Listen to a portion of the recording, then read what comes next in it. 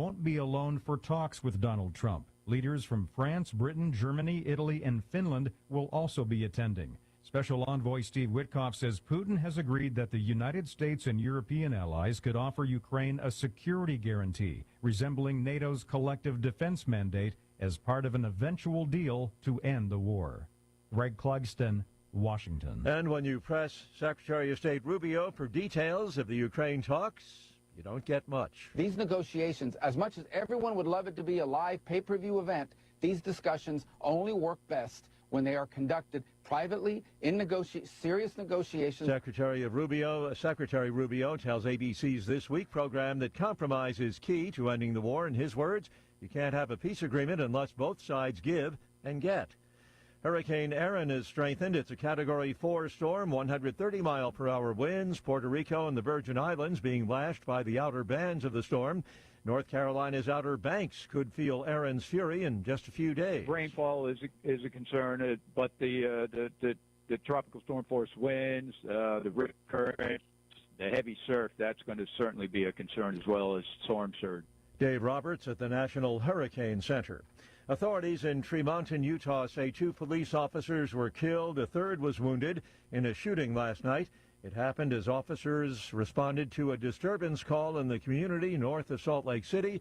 A suspect is under arrest. Police say neighbors convinced him to put down his gun. On Wall Street, the Dow futures 19 points lower. More on these stories at townhall.com. Are you having trouble hearing? Hearing loss can devastate the quality of your life. Now, there's an affordable fix for you or your loved one. Rated the best hearing aids of 2025 by Forbes Health, Audion Hearing has the highest quality hearing aids at the lowest prices, starting at just $98 a pair. I actually like them better than my old $5,000 hearing aid. I could not believe how my hearing and life changed. Join over 1 million happy customers by going to audionhearing.com. That's AUDIEN hearing.com. When you bundle renters and auto with Progressive, you can save while protecting your most valuable possessions, like your really expensive limited edition sneakers and your new suit for your cousin's wedding. Except you never actually bought the suit because you can't stop buying sneakers. So you show up to the wedding looking like you're going grocery shopping. But hey, at least your sneakers will look good in the pictures, until you're cropped out of every last one of them. So go ahead and get Progressive, so you can save while protecting the things that matter to you. Progressive Casualty Insurance Company and affiliates and other insurers. Not available in all states or situations. Widespread destruction, many deaths in the wake of devastating flooding in northwest Pakistan. The death toll stands at least 277, with many people still missing. The flooding extends into neighboring Kashmir as well. Dr. Nawaz Yusuf stands in front of his destroyed house, utterly devastated. He says most people in his village were swept away, including another house that had 8 of his relatives in. Villagers say officials failed to tell them to evacuate, but the government says Friday's sudden downpour was so intense that the deluge struck before residents could be warned. I'm Lawrence Brooks. Air Canada is hoping to resume most of its flights this evening after the union representing 10,000 flight attendants decided to defy a return-to-work order. The Canada Industrial Relations Board ordered staff back by yesterday afternoon. However, the union refused, calling the order unconstitutional. News and analysis at townhall.com. It appears a growing number of Americans are avowed teetotalers, concerned about the impact of alcohol on their health. The shift is driven by younger adults ages 18 to 34, of whom 66% say even 1 or 2 drinks a day is bad for your health. Even people who drink told pollsters they're drinking less. While moderate drinking was once thought to have benefits for heart health, recently researchers say there's overwhelming evidence that alcohol consumption leads to negative health outcomes and is a leading cause of cancer. The poll finds beer is still the top choice among men, while women were more likely to reach for a glass of wine. I'm Jennifer King. The U.S. Postal Service is facing congressional attempts to strip billions of dollars in federal electric vehicle funding that was set aside. Republican Senator Joni Ernst says she is going to go ahead with a bill. It would rescind what's left of the $3 billion in federal funding for EV purchases. More on these stories, townhall.com.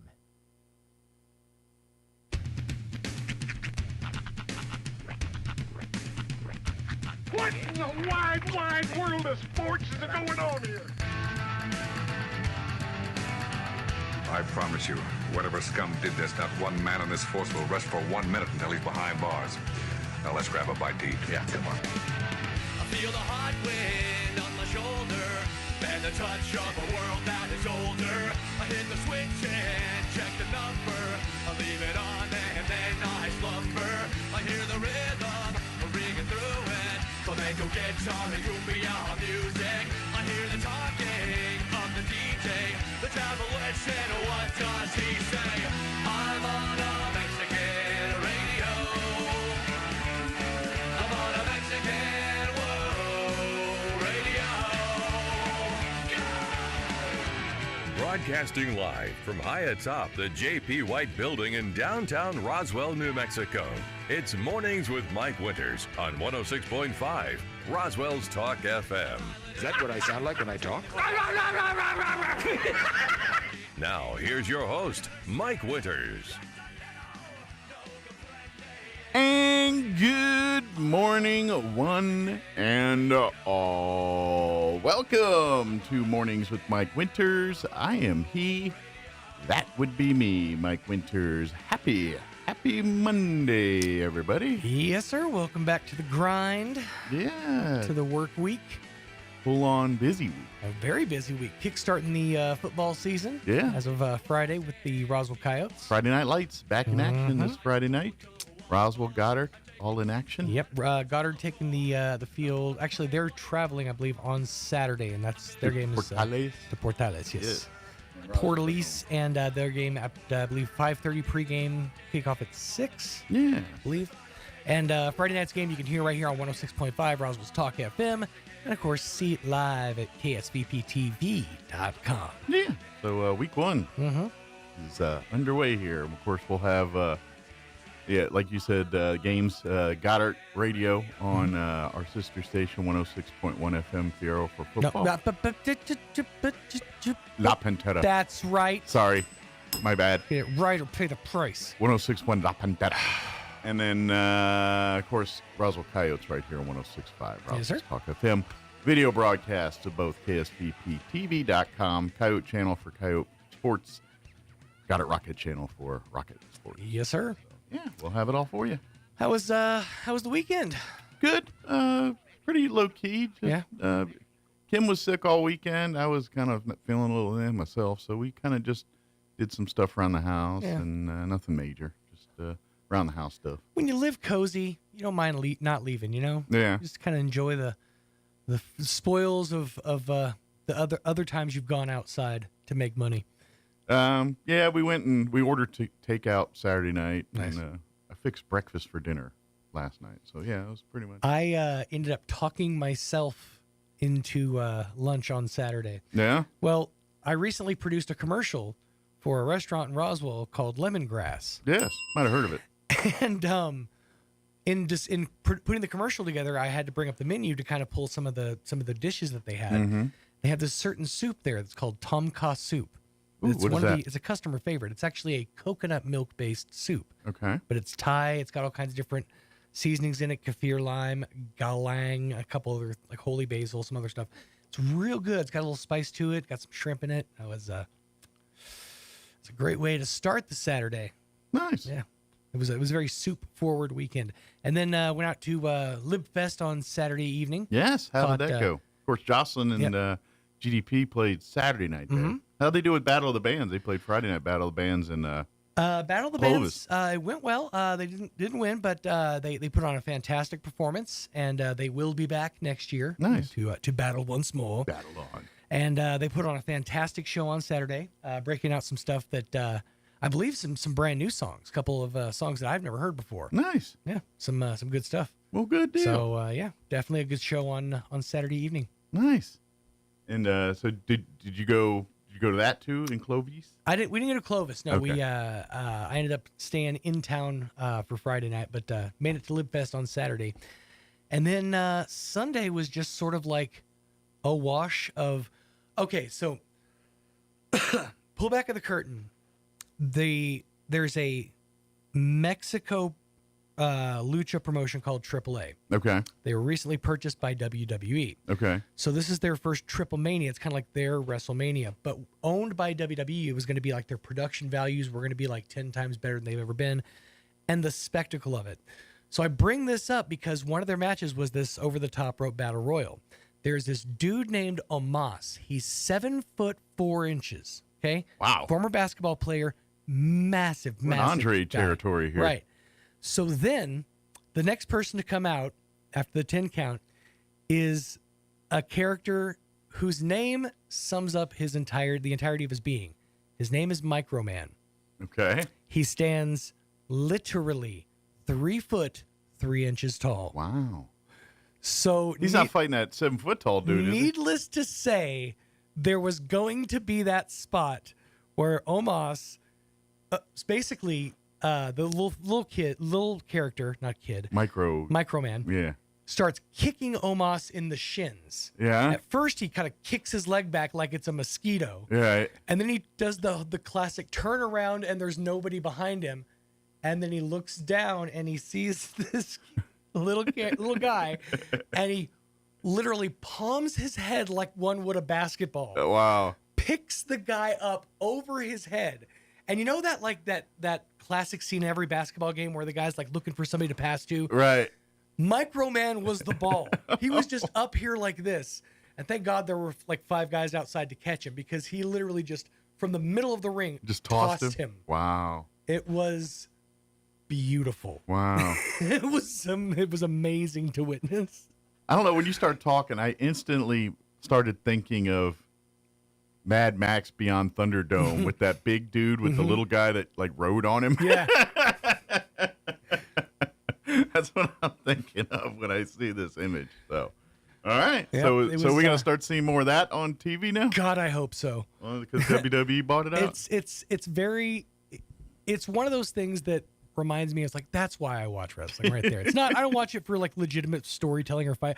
I want to see those moments where the gigantic guy picks up Hornswoggle or whatever and tosses him into the 5th row. I want to see little guy body slam what a I big want dude. to see. That's what I want to see. I want to see guy take buckshot lariat into bed of nails. That's what I tune in for. Basically, you want to see actual cartoon in human form. The spectacle of it all. It was great. So, all right. But yeah, overall a full weekend. To be honest, it's classier than slap fighting. Although some of the best moments of my life have come from watching slap fights. Those, I mean, they're just seeing slap fighters in real life is also hilarious because they're swole on like one side, like in just regular life. Like they'll cut to like them playing around with their kids at home, and their cheek is just all. What kind of life or what kind of upbringing have you had where you're thinking, yeah, I'd like this career where people smack me across the side of my face, and if I can outsmack them, I win money? I mean, at what point are you thinking I should study harder in school? I should really have tried harder. I probably should have applied myself. I mean, at what point are you just saying, you know? It is one of those weird things. It's like, I don't have a lot of talents in life, but I'll tell you what I do have is one strong cheek. Yeah. I mean, how does one train? I'm just gonna walk into frying pans. I'm going to imagine fragile upbringings.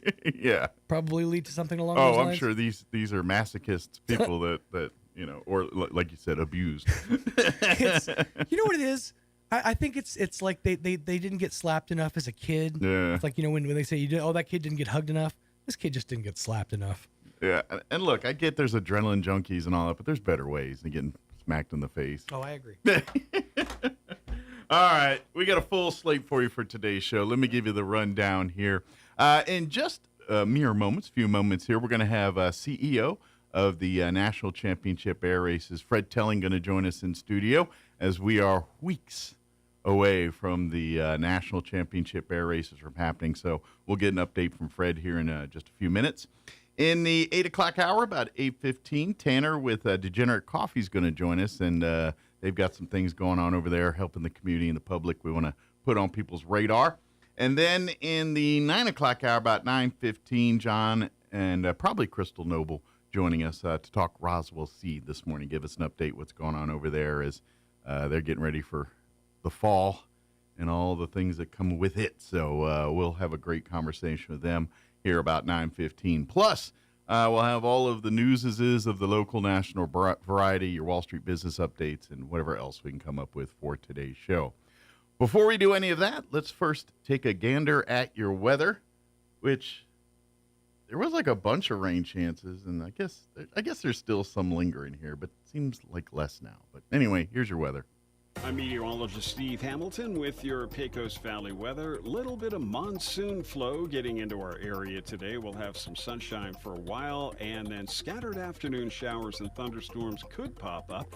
We'll be in the mid-90s on the high. We might get a shower till about midnight tonight, then a few lingering clouds, down to 70 on the low. We'll be sunny for most of Tuesday. Can't rule out a late-day shower, though, and we're hitting the mid-90s. That's your latest forecast. I'm meteorologist Steve Hamilton. Thank you, Steve. Currently 70 degrees here in Roswell. Humidity is at 82%. Winds are calm at the moment. We do have some slight chances, as Steve was mentioning, monsoonal moisture in the area. We do have a 30% chance we could see some showers after 3 today. Mostly sunny. 97 our expected high. Winds will be out of the south, 5 to 10 miles per hour. Tonight, we're looking at a 30% chance of rain showers, mostly cloudy, overnight low of 71, south winds 5 to 10 miles per hour. Tuesday, a 20% chance at afternoon rain, mostly sunny and 96, winds out of the southeast 5 to 10 miles per hour. 30% chance at showers Tuesday night, mostly cloudy, overnight low of 70. 20% chance at afternoon showers on Wednesday, otherwise sunny and 94.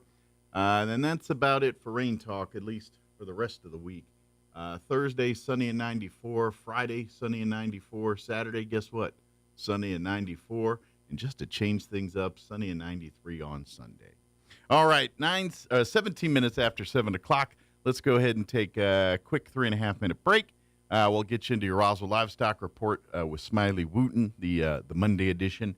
And then on the other side of the break, Fred Telling, the CEO for the National Championship Air Races, will join us on the other side. Don't go away. You're listening to Mornings with Mike Winters.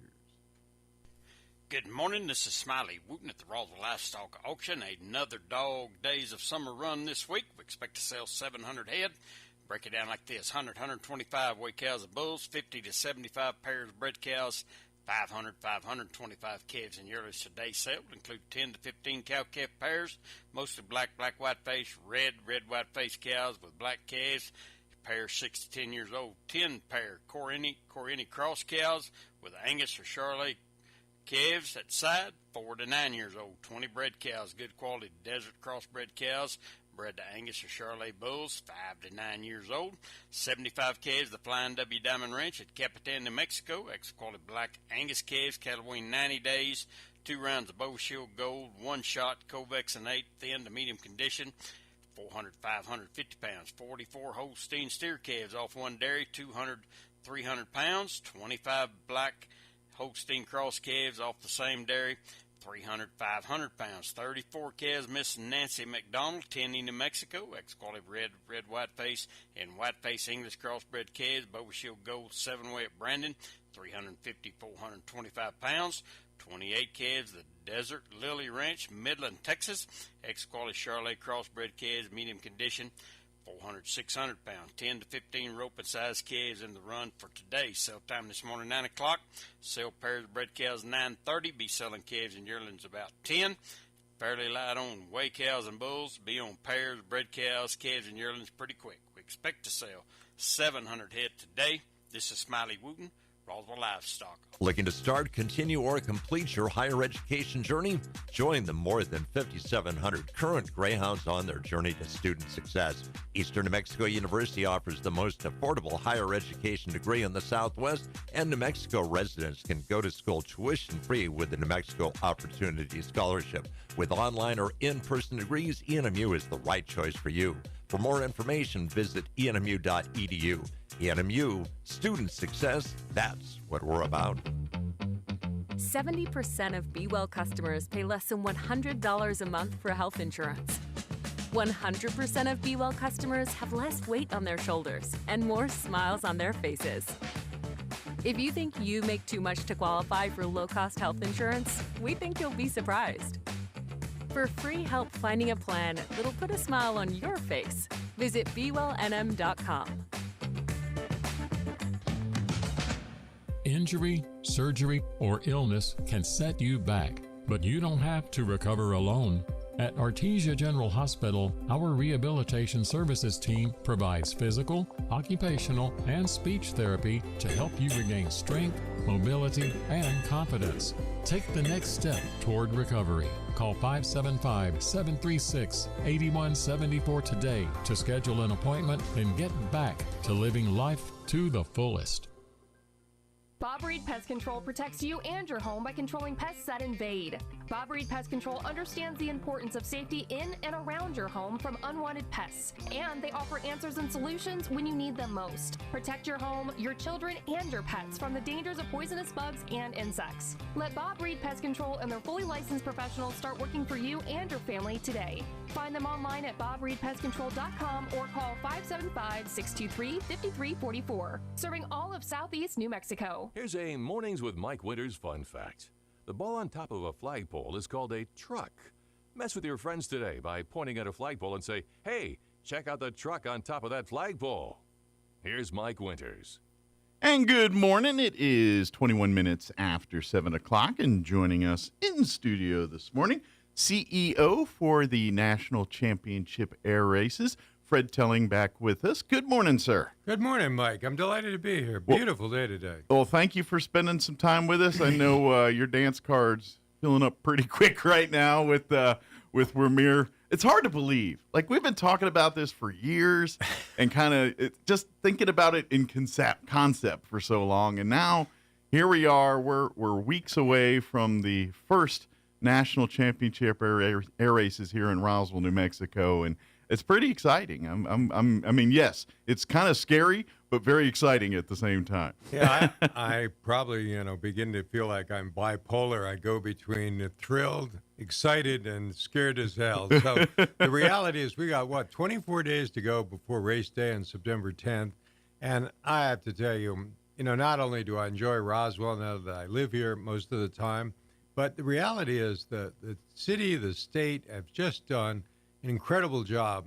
It's not only finding funding to do a lot of the work to create our new event space, but, at the end of the day, Mike Matthews and his team, everybody might find the funds to do things, but somebody's actually got to oversee all the buildings. Takes the actual soup and nuts to make things happen. So he and his team have just done one fabulous job, and give a shout out to the Secretary of Transportation, Cerna.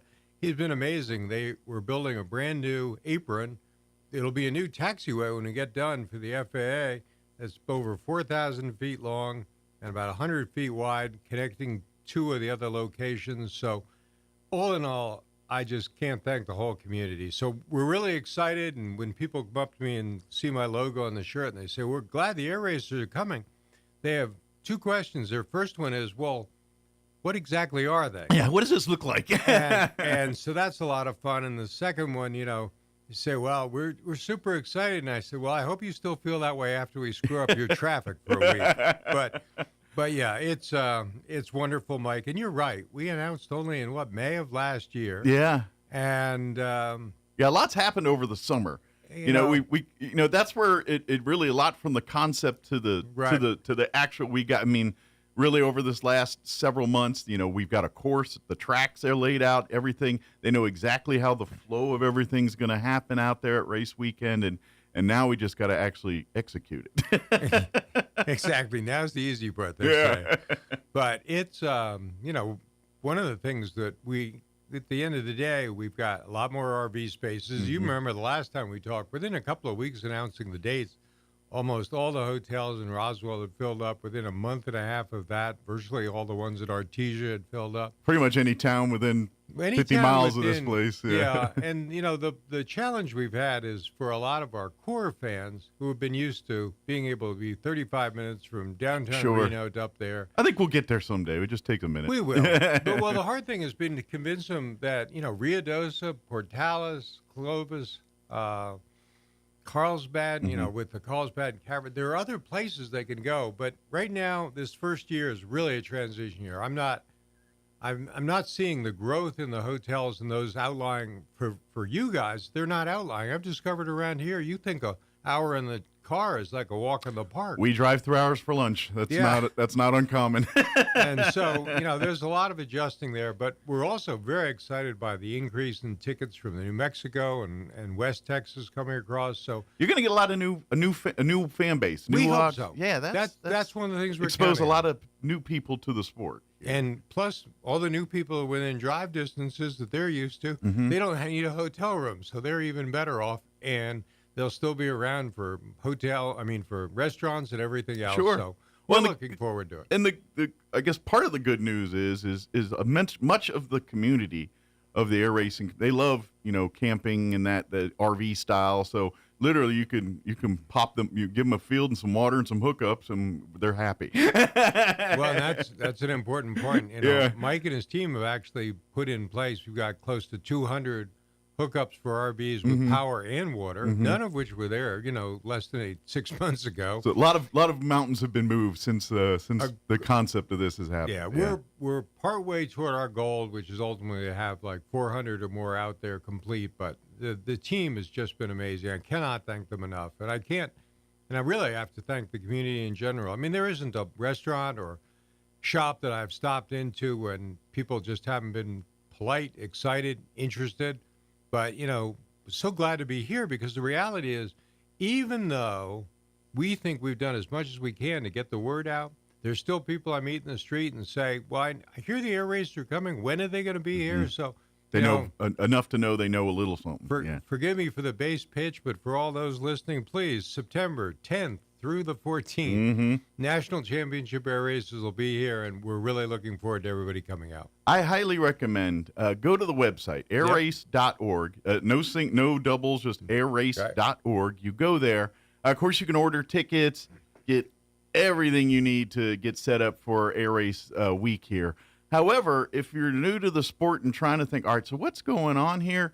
That's a great education there because there you can see the different classifications, and it's kind of like I like to compare some of it like because we kind of said it's like NASCAR in the sky, and so there's different categories. Like you talk about like these more open classes where it's kind of like if you think about the drag strip and it's the rung what you brung type thing where guys with their street racers, their customized airplanes in this case, race against each other. But then there's categories that's more like NASCAR, where every single aircraft specs are identical. It's the pilot that has to, so you've got different. Then you got everything from drag racing to circuit racing. So it really is the gamut of if you can race it, this is what they're doing at the air races. Yeah, you're exactly right. Actually, you've been studying up. But, I kind of been reading up and checking out the different classifications and things. And as you say, the Stoll group, they do Stoll drag 2x2. Indeed, knock on wood here. I'll get the word from Bobby, but to the best of my knowledge, the crews are hard at work starting today building the Stoll course, which will be the closest course to the crowd.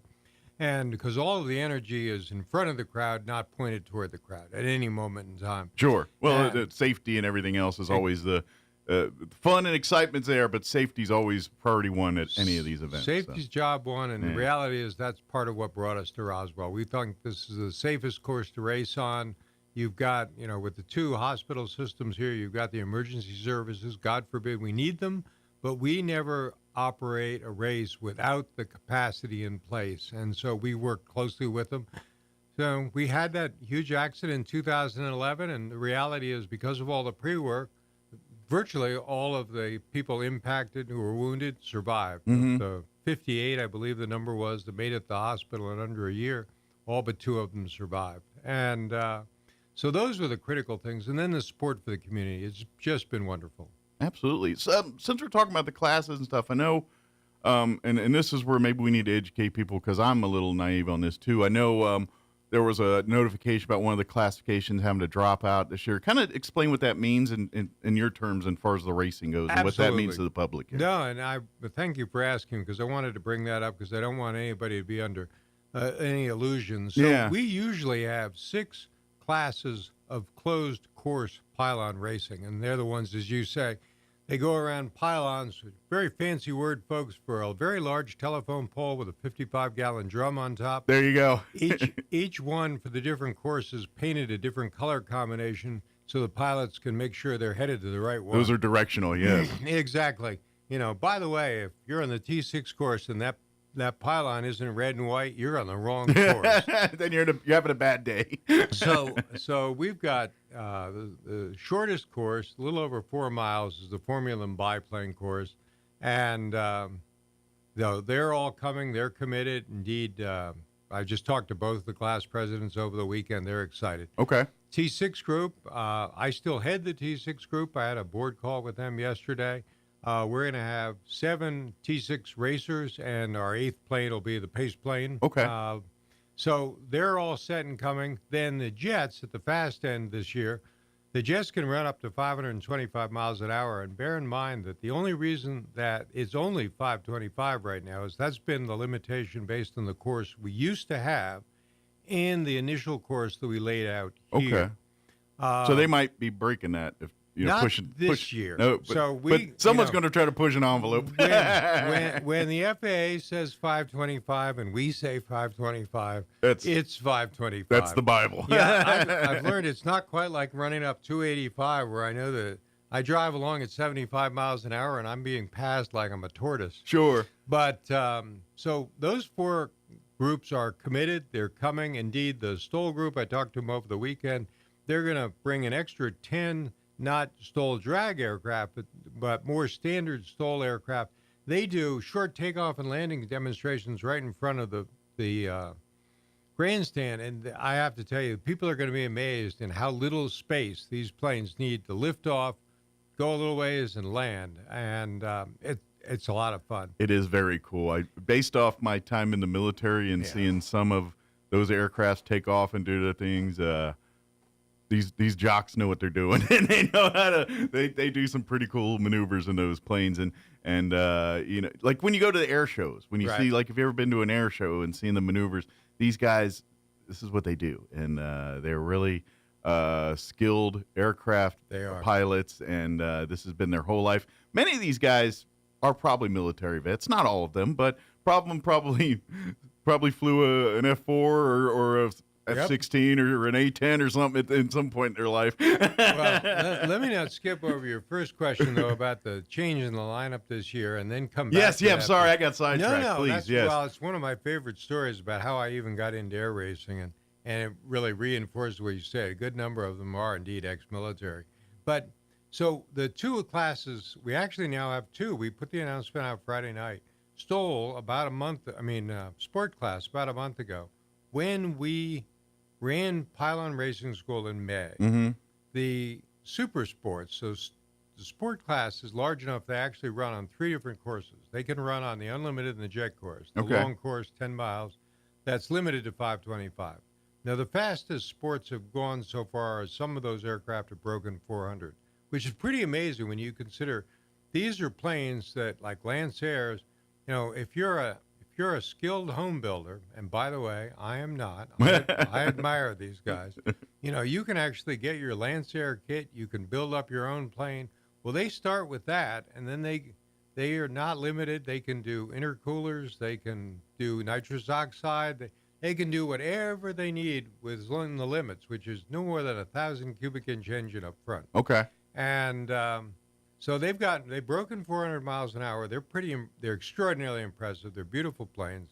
And when they're on the far side of the course, so that's about 3 miles out from the core runway, 1735, their concern was if they were to lose an engine at the apex of the course, they would have a hard time making it back to that hard surface. Gotcha. So I even knew at the end of May that we might lose the super sports this year while we work out a solution. Gotcha. The regular sports, which have their own course closer in, and then we call medallion sport, the polite term for the slowest of the sports, well, they fly on my course. They fly on the T6 course. Okay. So both of those, if they lose an engine, we did not anticipate a problem.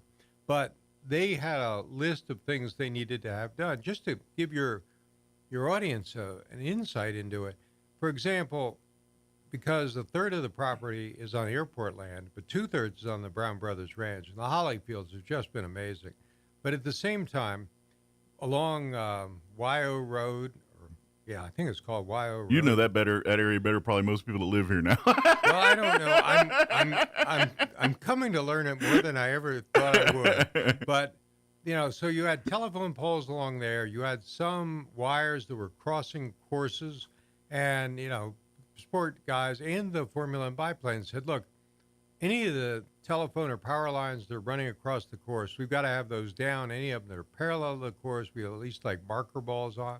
So I got to give a shout out to XL Energy. They have just been amazing. The city did all the trenching under Mike Matthews' supervision, and then XL Energy came in, laid the new conduit, buried the lines, put up the marker balls. So a lot of the things they need to have done were done. Well, basically, Sport came to us about a month ago. We talked about them coming out and doing an inspection mid-August to make sure everything was. In the end, they came to me, and I say this politely and fondly because, look, I've worked with all these guys for years. Sure. Bob Mills, the class president. You boil his letter down back to me, and he said, when you get right down to it, Fred, I know you believe you're going to be able to get all this stuff done. And it was a long list. We don't.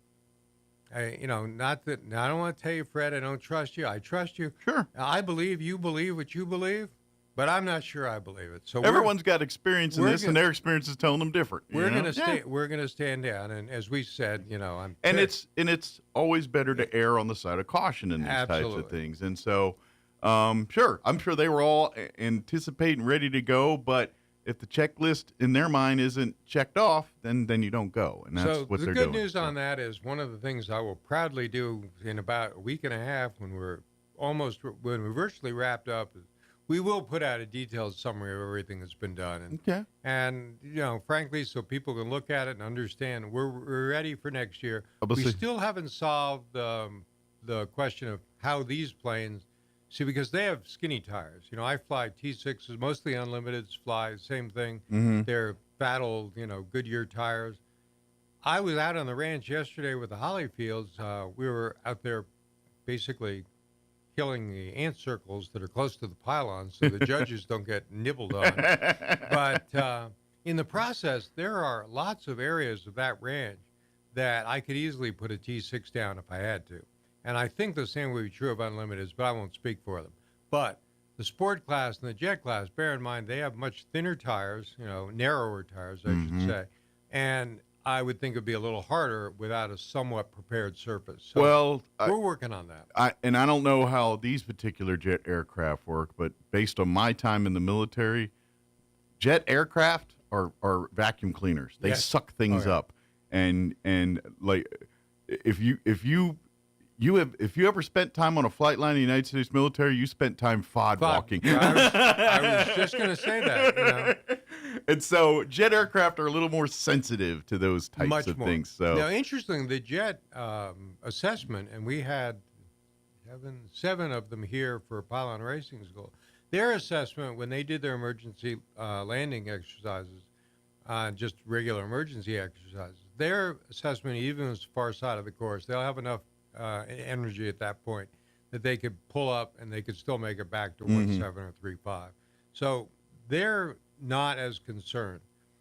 Unfortunately, Mike, and just for those who didn't see the press release put out late Friday, unfortunately, we just got word from the Unlimiteds that they want to stand down this year. And the reason, they didn't put a specific reason, but I know a big part of their reason is many of them couldn't make PRS. So we had a plan that they were going to come starting this Thursday, the first Thursday in September, and do Friday, Saturday to get all of their course familiarization done, get certified, and be able to race. Gotcha. The FAA agreed, we agreed, they were in favor.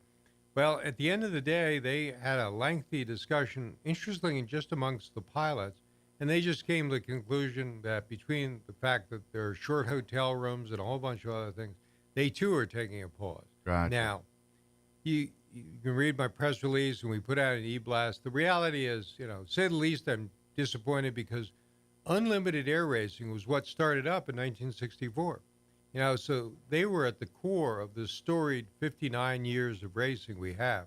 So to lose them for a year, and they're committed to being back next year, lose them for a year is quite sad. Gotcha. That having been said, we rapidly went to work on filling in the unlimited space. Mm-hmm.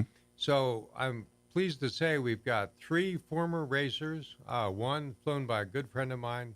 He flies a beautiful Corsair for all those fans out there. Remember Baba Black Sheep? Oh, yeah. Those bent wing Corsairs, Mm-hmm. they're just gorgeous. Mm-hmm. So he flies that as a tribute to the Korean War veterans and heroes. And then Bunny and Pretty Polly, 2 planes, one P-63, one P-51, will be out here. And then conjunction with the Commemorative Air Force, I haven't got the final lineup, but we've got, well, I'll let the possible cat out of the bag. If I don't succeed in the next 2 days, I'll eat my words. But, you know, as you well know, Walker Airfield was a base for a long time, then a SAC base. Mm-hmm. And, you know, their last big planes here were the B-52. Yeah. I haven't been able to get a B-52 flyby. But if CAF is able to pull it off, they're going to be bringing their B-29. Oh, that would be and cool. And the B-29 was based here at one time, and it was here home for a while. And they'll actually be able to do rides for people who've never been in a B-29. B-29. That would be cool. Now, I warned fans, B-29 rides are not inexpensive. It doesn't go to rah-rah. It'll all go to the Commemorative Air Force. It helps keep these birds flying. Yeah. And trust me, it doesn't cover all the cost, folks, but it does defray the expense. And it's such a unique experience compared to flying in, say, a modern aircraft of today, you know. Well, you're flying in a piece of history. Yeah. You're flying in the aircraft that dropped the bomb over Hiroshima and Nagasaki. And while some people, you know, still shirk from talking about that, you know, I believe the original analysis was it probably saved 1 million American lives as a result. So, absolutely. And knock on wood, we have not had an atomic problem since then. And, you know, you and I grew up in the duck and cover era. And, yeah. You know, we look back on that and say, all that would have done is change the shape of the shadow on the floor. Get under this desk. Yeah.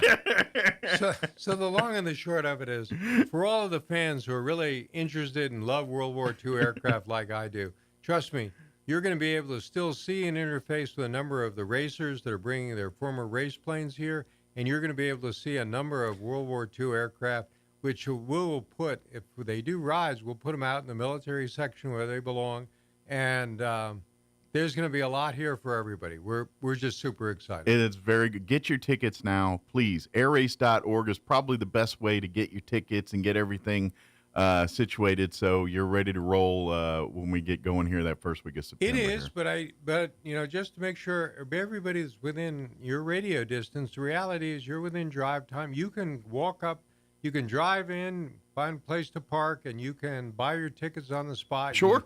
You don't have to buy in advance, trust me. If you like to plan, I'm a kind of a planner, I'm a planner too, and you know, I like to know I have everything in place. But at the same time, I just want to make sure nobody thinks that if they didn't buy it in advance, they can't come see the race. If you have an itch one day and say, let's go check out the races, then hop in your car and head on down to the base. Yeah, you wake up Friday morning and you say, you know, I have a free day today. I want to go see some airplanes.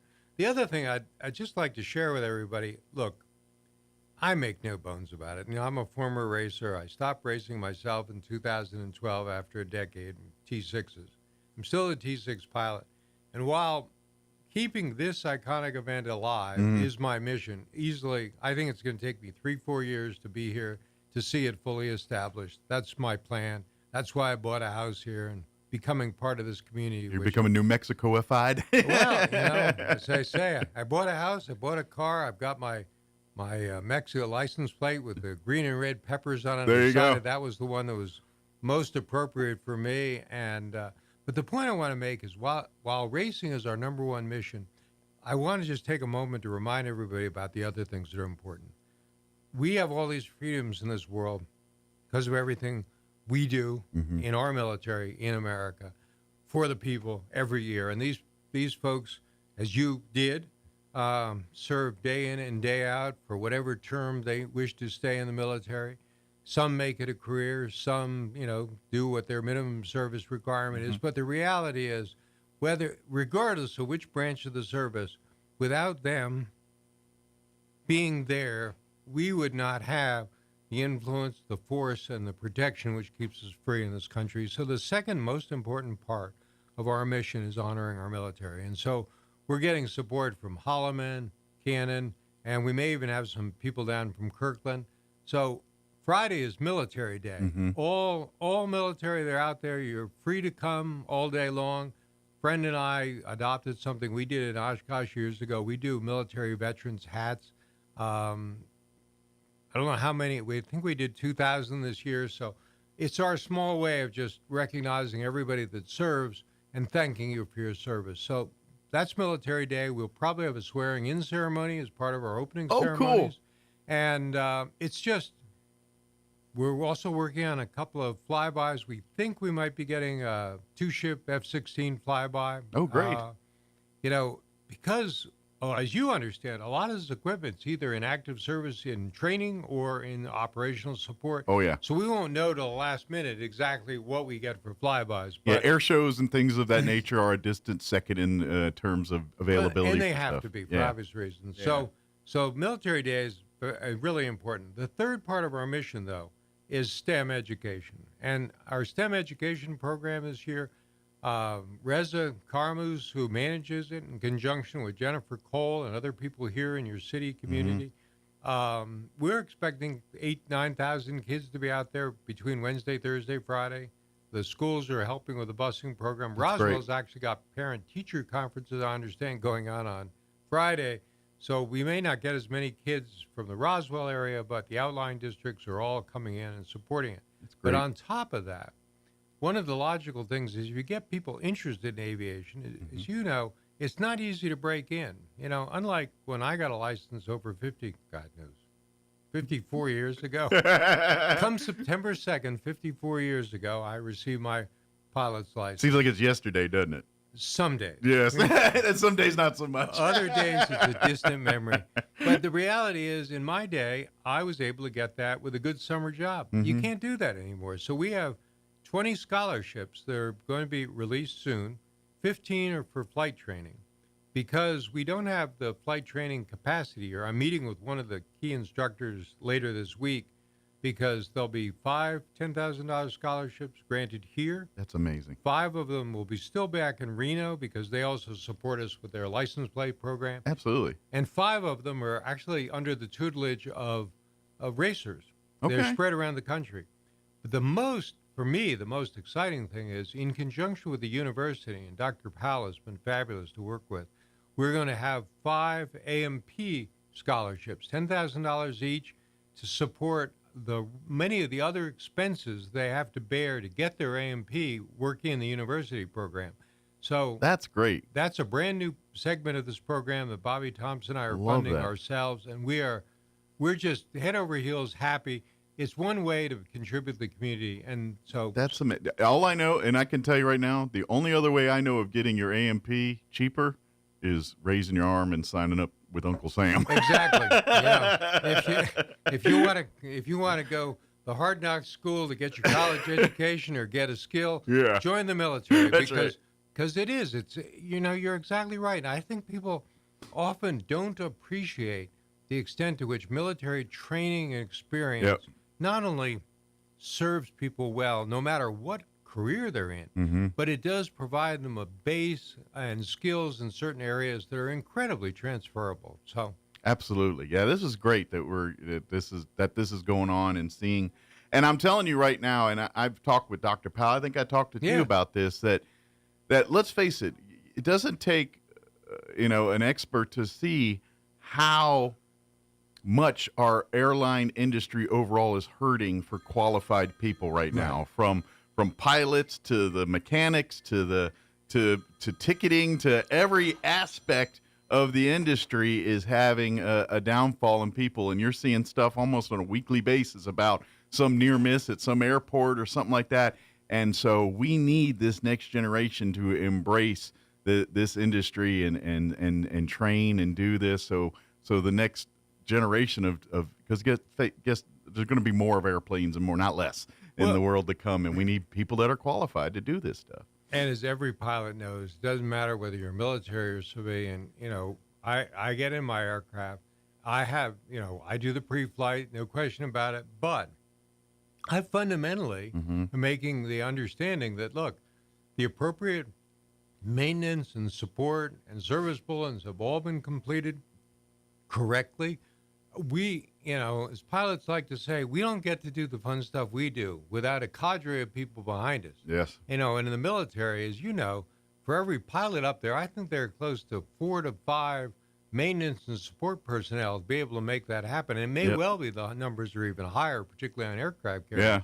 Yeah. I don't know the facts, but the reality is you're exactly right. Not only do we need more pilots, but we also need more maintenance men, mechanics, air traffic controllers. All of these are exceptionally well-paying jobs. Some of them, I freely admit, air traffic control is a stressful job. There's especially if you're in New York, Chicago, L.A., or any of the major centers. Sure. But the reality is we can't keep our air system, our traffic system, without people trained to do this. So in any event, inspire the next generation of that. Our goal is to inspire people to say, look, there's a really fascinating opportunity and career in aviation. And if you don't want to make it a career, it's also just a wonderful skill to add to your family's enjoyment. Well, you know what? You don't have to drive 3 hours for lunch if you have your own pilot's license. You hop in the plane and you could be in Albuquerque in an hour or less. I was, when I had my aircraft out here, we had to go up to Santa Fe, fortunately, to work with the legislature and see a number of the key secretaries, and it's been wonderful. Well, I've discovered that that's a 3-hour drive. Now, I understand the way some people drive. It's not 3 hours to Santa Fe, but it's 3 for me. But the reality that I enjoyed was a couple of times I had the plane here and was able to fly up. So it's either 3 hours drive or about an hour and 5-minute flight time by the time I take off and land and pack it away. So, yeah, I'd much rather fly. Yeah, but see, well, even still, you got to fly. At the end of the day, I mean, yeah, I had to pack this up, do all this, but you get to fly. You know what I mean? And that's way cooler than driving. I don't care what everybody says. Up front in the airplanes, they say it's the best seat in the house. But in any event, it's so we hope everybody comes out. There's going to be something for everybody. But I will be very clear. Look, some people have said you guys should have waited 2 years. My concern was we stood down for a year from racing. All of our race teams, look, these are You don't want to lose the interest. Yeah, these are volunteers. These are owners and pilots who fly and race because they love it. And I just thought it was unfair to ask them to go 2 years. The only time they'd gone a year in the past, well, there are 2 times. One, when 9/11 happened, we were all out there. That was going to be my rookie year. And, well, that brings me back to, what are the pilots? So way back when, I was a spectator in 85. So I'll warn all of you come as spectators. This story might happen to you. And I was there for 14 so years. In the late 90s, I looked at my wife and I said, I'd like to do that. She said, do what? Well, I'd like to fly those T6s.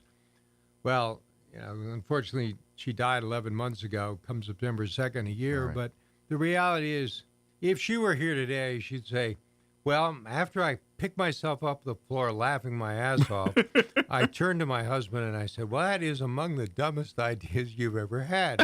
And I looked at her and said, well, why? Well, she was an engineer by training. You can bet she had her arguments lined up. She probably a lot. You're not ex-military. You're not a former crop duster. You have very little tail wheel time. Do I need to go on? I said, well, I'm still young. I was in my 40s. I can learn. Well, she supported me, but you're right. A good deal of our pilots, particularly, and not just in the jets or the unlimiteds, but a good number of them even in Formula and sport. Greenemeyer, basically raced almost every class we had. So the reality is lots of them are military, particularly in the T6 group, an enormous number of crop dusters. Sure. And my wife was right. I wasn't any of this. So when I showed up for pylon racing school, they weren't quite sure what to do with this, guy who came out of the corporate world. So in any event, that's a story for a different day. But I did it. 2001 would have been my rookie year. I qualified on the 10th and then September 11th. So that was 1 year that we couldn't race, but we were all there and ready. And the only other was COVID. 2020 wiped us out.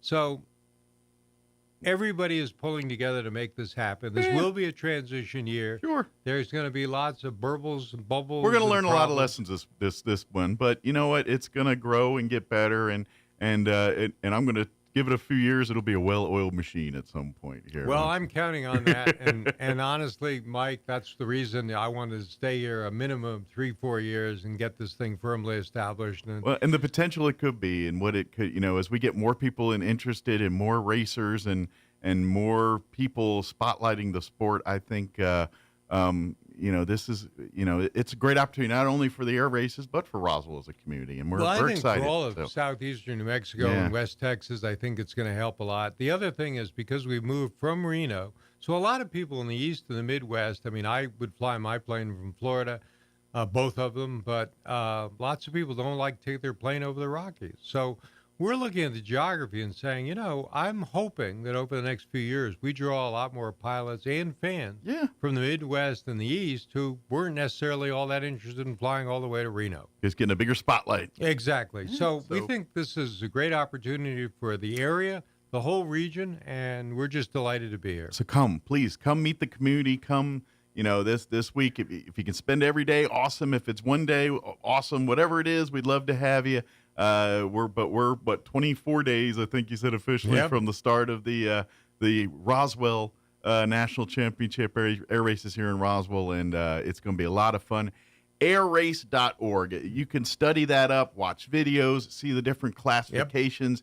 See it. So by the time the week hits, you're the guy that explain everybody. See what they're doing here is they're going. And the program gives a lot of detail, and it'll list all the pilots we have registered. So bring the family, bring the kids, bring everybody. I guarantee the kids are gonna be blown away. And if your kids are school age and they're part of the group that's coming out for the STEM program, they all get in free over the weekend. Now you have to buy a ticket to come with them, but if they enjoy it and they're excited, they might be the ones to say, "Come on, Mom, come on, Dad, let's go out and see some more airplanes." That's right. But the reality is, please come visit us, stay with us, and we're just so excited. And for the fans that are within earshot, please understand there's so much more to see in southeastern New Mexico than most people who haven't visited understand. Lots of people have heard about Carlsbad Caverns. Very few have seen it. I mean, I've been to Luray Caverns in the east, and they're fabulous, but they're not even close. I can't wait to get down to Carlsbad. I grew up in the D.C. area and been to Luray before. And and it is cool. It ain't Carlsbad Caverns cool. Yeah. I mean, where you got rooms, you're like, oh, you can stand in this room, and in Carlsbad, you're like, I could have a concert in this room. Well, and if you like art and you're interested in government, there's Santa Fe, Absolutely. The reality is there is so much, and for the World Billy War the II, Kid just right up, skipping a jump from here, and the World War II in history, peoples, Alamogordo, White Sands. In any event, there is Los Alamos. The reality is there's a lot more in New Mexico than I think the vast majority of people in the United States understand. Yeah. And part of what I'm excited about in all of our material that we get out to our fans is to remind them that while they enjoyed Reno and they enjoyed Lake Tahoe, and those are all fabulous, don't sell New Mexico short. There's far more here than you've ever appreciated. And then once you get the green chili in you, then you're hooked. Oh, That's just what it is. A burger without green chili just ain't a burger anymore. That's right. Now you're getting tainted. That's what happens. Green chili stew, just increasingly is my best go-to luncheon option. Yeah. Not to mention, it helps with congestion, too, if you eat enough. True. That's true.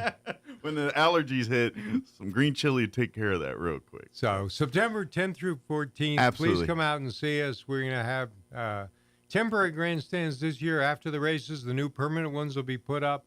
But from everybody from the mayor on down, I've never seen a mayor who's more community-oriented than Mayor Jennings. And the one thing he and I rapidly understood, we both had a bias about, is that airfield is an underappreciated and underutilized asset. It is. And if we can use that to increase the flow-through of kids becoming AMP or getting interested in flying, if we can get a flight school back here in Roswell, we can begin to get aviation to grow again here, and that's we could be a mini mecca for that type of beyond thing. the races. That's my goal. And some people say on my board, well, Fred, it's outside our wheelhouse. And I said, no, it's not, because that's our last part of our mission, supporting the community and making the community stronger, which is what the mayor and the council want to do. Yeah. That's what makes this partnership so great. Well, we appreciate your being here. We're glad you picked us, and we're very excited to see our first dance here in a couple of weeks. Well, I can't thank you enough for inviting me, Mike, and having me on your show. And anytime. Thank you for your service. And thank you for being here. Appreciate it. Anything else we can do, and anytime we can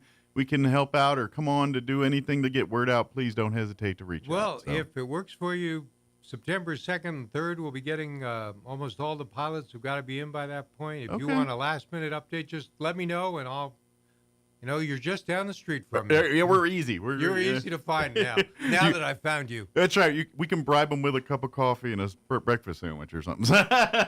You take good care, Mike. Thank you, sir. Thank you all. Appreciate it. Fred Telling, CEO of the National Championship Air Races. Appreciate your visit here. It is 8 o'clock. You're listening to 106.5 Roswell's Talk FM, KEND, Roswell, New Mexico. It's thought that central to negotiations could be Russia's demand for the withdrawal of Ukrainian forces from the Donbass region of Ukraine. Secretary of State Rubio with a reality check of sorts. You can't have a peace agreement unless both sides give and get. You can't have a peace agreement unless both sides make concessions. That's a fact. That's true in virtually any negotiation. If not, it's just called surrender. And neither side is going to surrender. Rubio on ABC's This Week program. New York City police investigating weekend shooting left 3 people dead, 9 others wounded. There was a dispute inside the crowded club that led to the shooting.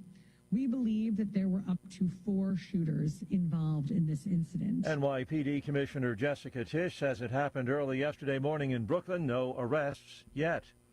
Authorities report 2 police officers fatally shot in a northern Utah city. A suspect's in custody.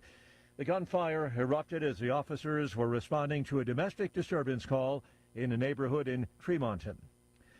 On Wall Street this hour, the Dow trading about 14 points higher, while the NASDAQ is down 35 points. More on these stories at townhall.com. Here's an important message from the Diabetes Solution Center. Do you like pricking your fingers to test your blood sugar levels? No one does, but it's important to maintain your health. And now, by wearing a small remote device called a continuous glucose monitor, or CGM, you don't need to prick your fingers anymore. It's easy to use and helps you make more accurate diabetes treatment decisions. If you are testing your blood sugar 3 or more times daily, injecting insulin, or using an insulin pump, call the Diabetes Solution Center right now. And if you have Medicare or most major insurance coverage, you may be able to get a new CGM at little to no out-of-pocket cost. Shipping is free, and we'll even bill your insurance company for you. If you are testing your blood sugar 3 or more times daily, injecting insulin, or using an insulin pump, call the Diabetes Solution Center right now to learn how to end the painful finger sticks and get your own continuous glucose monitor, or CGM, at little to no out-of-pocket cost. Air Canada is hoping to get some of its planes back in the air later today. Air Canada says it's suspending plans to restart operations Sunday after the union, representing 10,000 striking flight attendants, said they'll defy a return-to-work order and continue a strike that has stranded more than 100,000 travelers around the world during the peak summer travel season. Canada's largest airline now says they'll resume flights Monday evening. The Canada Industrial Relations Board had ordered airline staff back to work by 2 p.m. Sunday after the government intervened. At a rally outside the Toronto airport, Union President Mark Hancock said, "Our members are not going back to work. We are saying no." Contract talks have been ongoing for 8 months, with pay and unpaid work as key issues. I'm Julie Walker. News and analysis at townhall.com. President Trump is adding his personal touch to the Kennedy Center and its annual awards program. Earlier this year, the president installed himself as chairman of the famed Kennedy Center and replaced the board with his supporters. This past week, he personally announced the recipients of this year's Kennedy Center honors and revealed that he will host the ceremony in December. Donald Trump has complained of a woke agenda at the Kennedy Center and in D.C.'s cultural institutions, including the National Endowment of the Humanities and the Smithsonian Museums. Greg Clugston, Washington. A delegation of American lawmakers has been visiting South Korea and Japan, exploring how the U.S. can tap those allies' shipbuilding expertise. American commercial shipbuilding accounted for about a tenth of global capacity last year. China, 53%, followed by South Korea and Japan. More on these stories at townhall.com.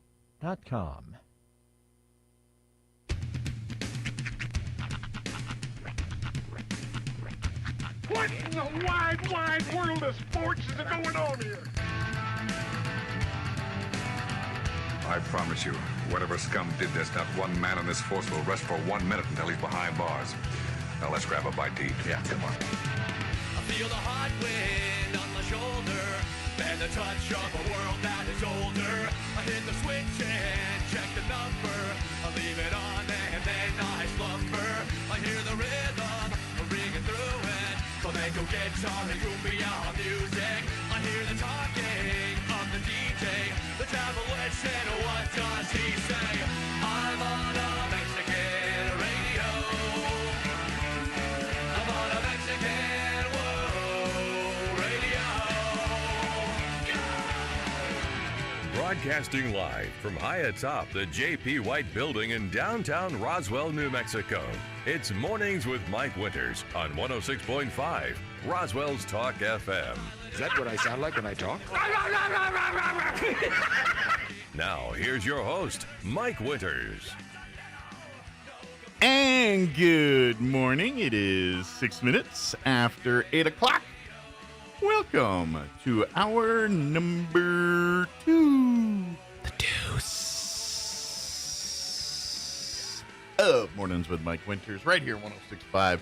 Sorry. Roswell's Talk FM. Sprung a leak. Had to patch that up real quick. Air bubble. There you go. But happy Monday. Yes, welcome to it. Yeah. Busy week.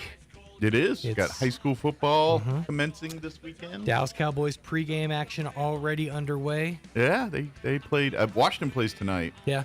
I'm going to probably miss the good part because I got a meeting tonight. Oh, that's the worst. Well, are you going to go back and now I got to ask you something. Can't do that. So, okay.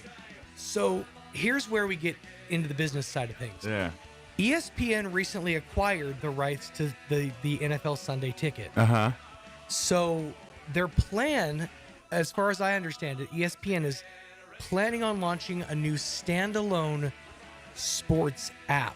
Okay. So they're going to have access to the NFL Sunday Ticket through this streaming service for, I believe it's roughly $29 something a month, like $30 a month, or it works out to like $260 for the year. Uh-huh. Which is about what you're paying for Sunday Ticket. Sunday Ticket. But here's the thing, Sunday Ticket you only have access to for you have the full year, but you really only use it for the football season. Outside of Yeah, there's nothing else on Sunday Ticket. Outside of and to be honest, it's only the training. regular season. It's not the preseason and it's not the playoffs because all that's on national TV. So preseason is, but they don't give it. Instead, they're also going to have I believe they've worked out deals with NBA, NASCAR, and the one that's significant to me is WWE. They have worked out basically they're going to have all of their domestic pay-per-views available on ESPN.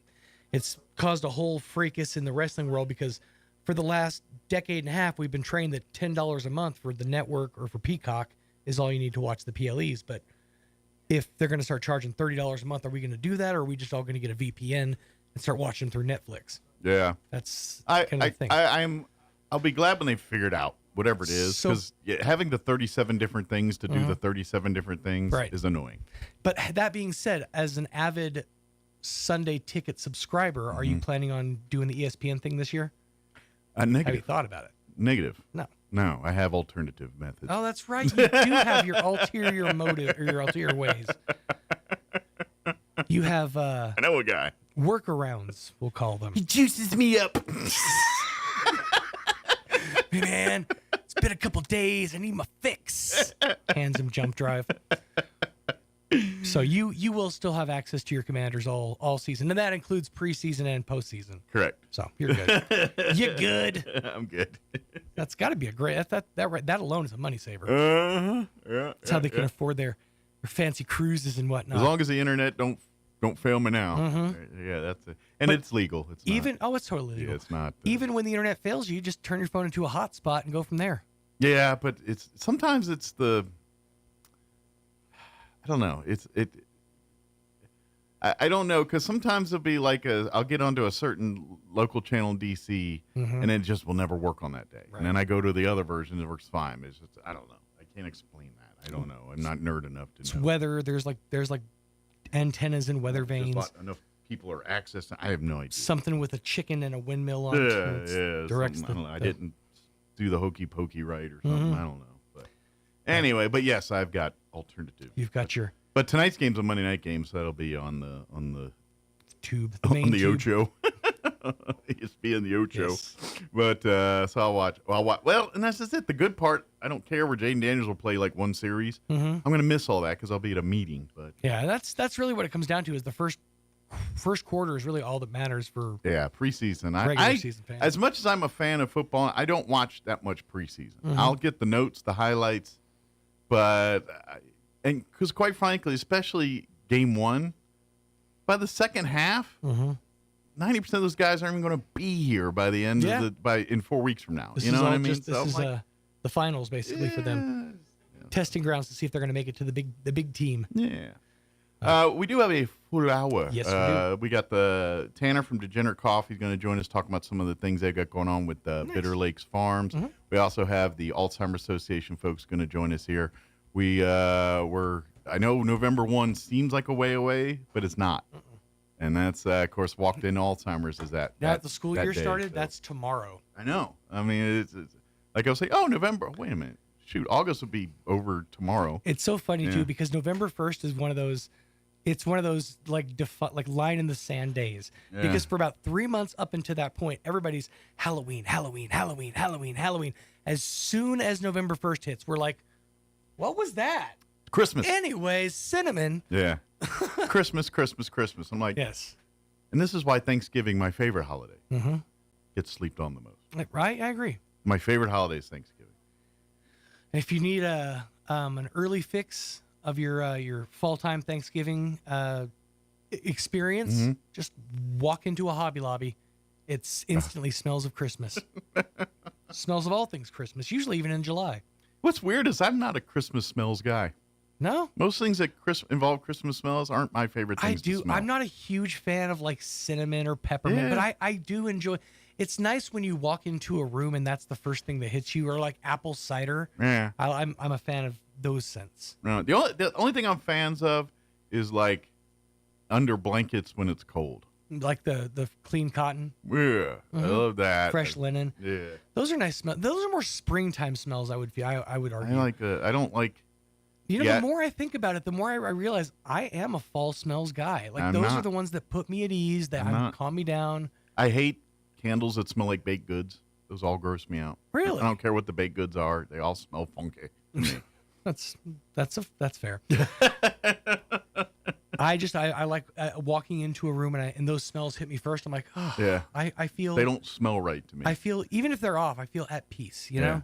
To me, candles smells of baked goods reeks of some weird HR puffin stuff, psychedelic freak world that I don't want no part of. And I know we don't have time for it right now, but this is where we get into that whole realm of candles that smell like actual food. Yeah.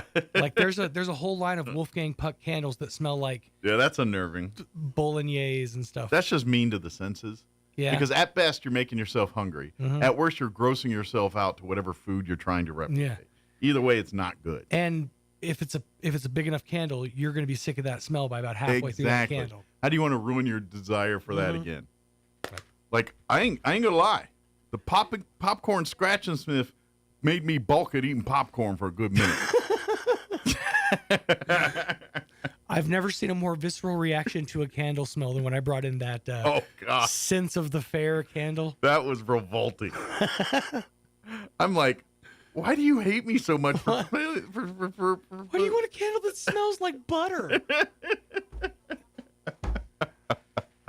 Yeah. Like flowery butter, not even good butter. I still have like sense memories of that, and it's not like good. His PTSD. PTSD smell. Post-traumatic smell Distress disorder. smell, yeah. It's like immediately go back to that smell, and my brain's like, oh. I still have it here if you want me to bring it in. I'm good. Okay. I'm good. I've had my trauma for the week. All right, it is 8:14.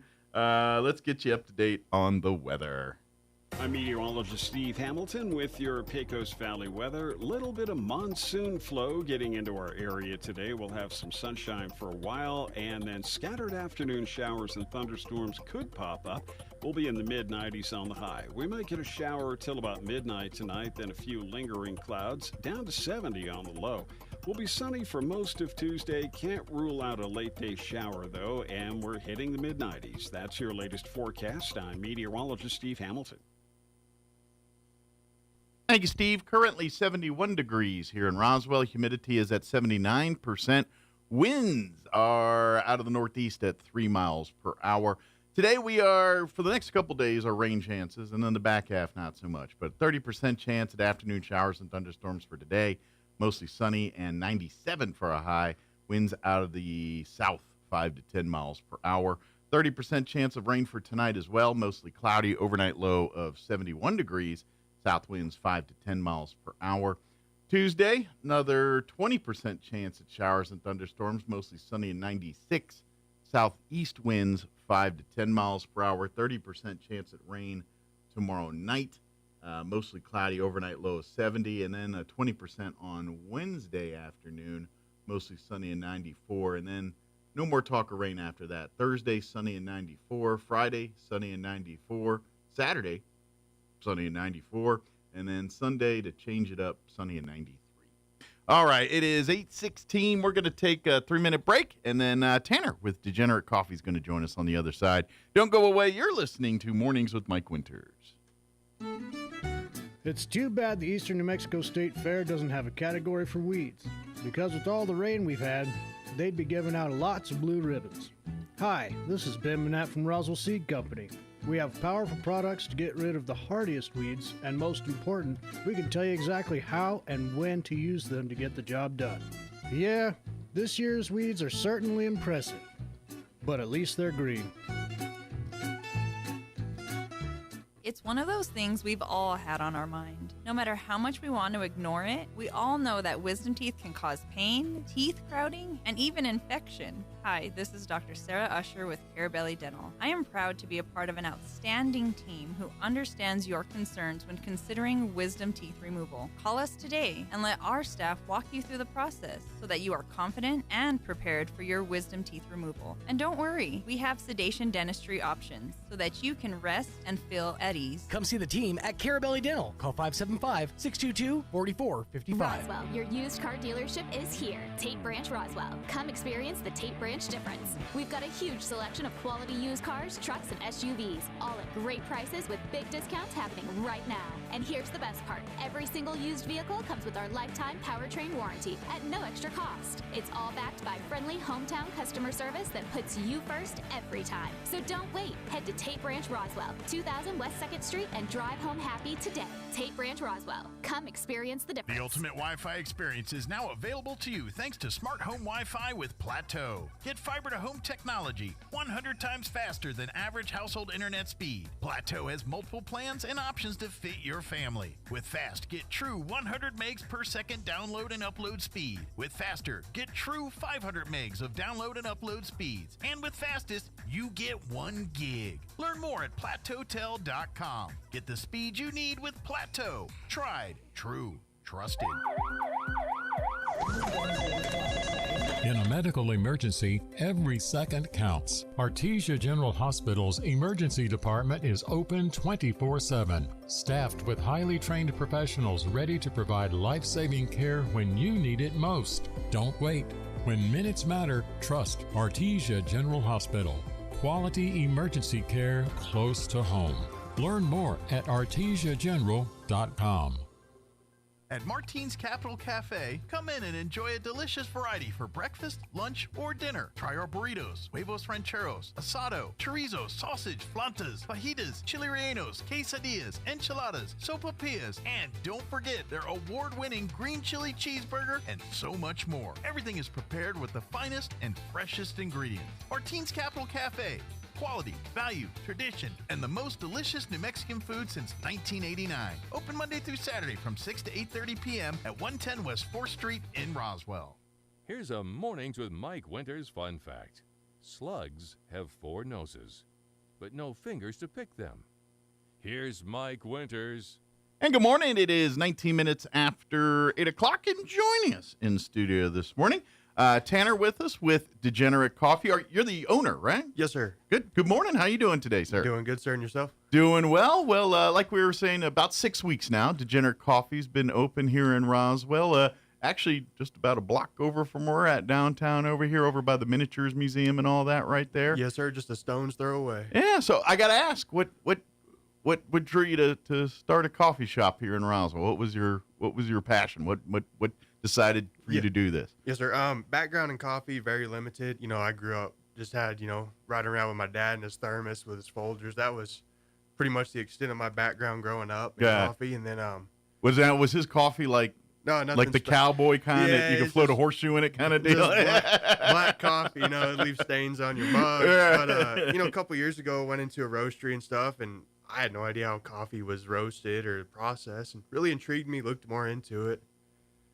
As that went on, stuff found out to be expensive like everything else in the world. And sure. A couple years ago, I actually finally got an opportunity to buy a roaster. So we started roasting up and, attended arts and crafts events, websites, stuff like that. And so it just kind of grew as maybe a hobby at first and kind of... Yes, sir. Definitely as a hobby, and then just kind of kept snowballing. Okay. So now, like, were you a coffee drinker as a kid? Like, were you always into coffee, or was it an acquired taste? It's definitely an acquired taste. Probably need a little flack for this, but I'm like energy drink, sugars, most of my life, and then started drinking coffees. Then I started having, good coffee. Sure. Like, okay, not all coffee is. Then you got bougie with it. Yeah. Like, we can enjoy this. Now he's like, this is a French roast with a butter. Like, Tanner, what? It's just coffee, right? No, this is from a Costa Rican blend with a... Oh, man, you're about to go work in the shop now. That's cool.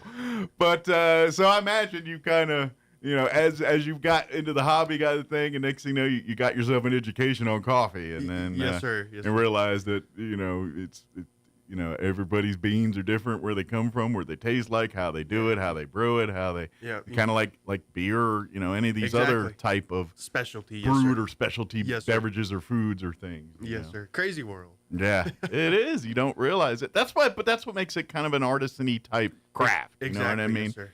Those guys that, make cheese, those those guys, they have families of hundreds of generations of cheese making and things like that. And coffee kind of gets in that, especially with the growing of the beans and the, absolutely. These are family traditions and recipes. So I imagine you kind of, you get into that world and you think you know a little bit, and then you realize how much you don't know. Yeah, the imposter syndrome kicks in. Yeah. The lack of, wow, I really don't know what that is. That's a daily struggle with me. Yeah.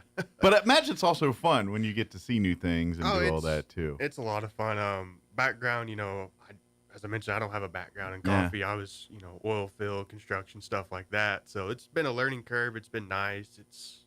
It's been really cool, and I like to learn stuff. Yeah. So there's a little science to it. Well, and I know with your business here, you kind of, being a local business, you're kind of partnering work. I know you're doing a lot of work with the folks from the Bitter Lakes Farms right now, and partnering with them on some of that stuff. Is that part of the business model to be involved like that and to kind of be that we're community business where, we're going to help out those kids' baseball teams and all those things that, community businesses do? We've done a lot of sponsorships. A lot of kids have come through, and that's been really good. That was kind of like back of our mind. If we ever got a storefront, like community, that's what's going to make us. If you've ever been to the shop, you've noticed there's not a lot of alien stuff in there. We are not tourism geared.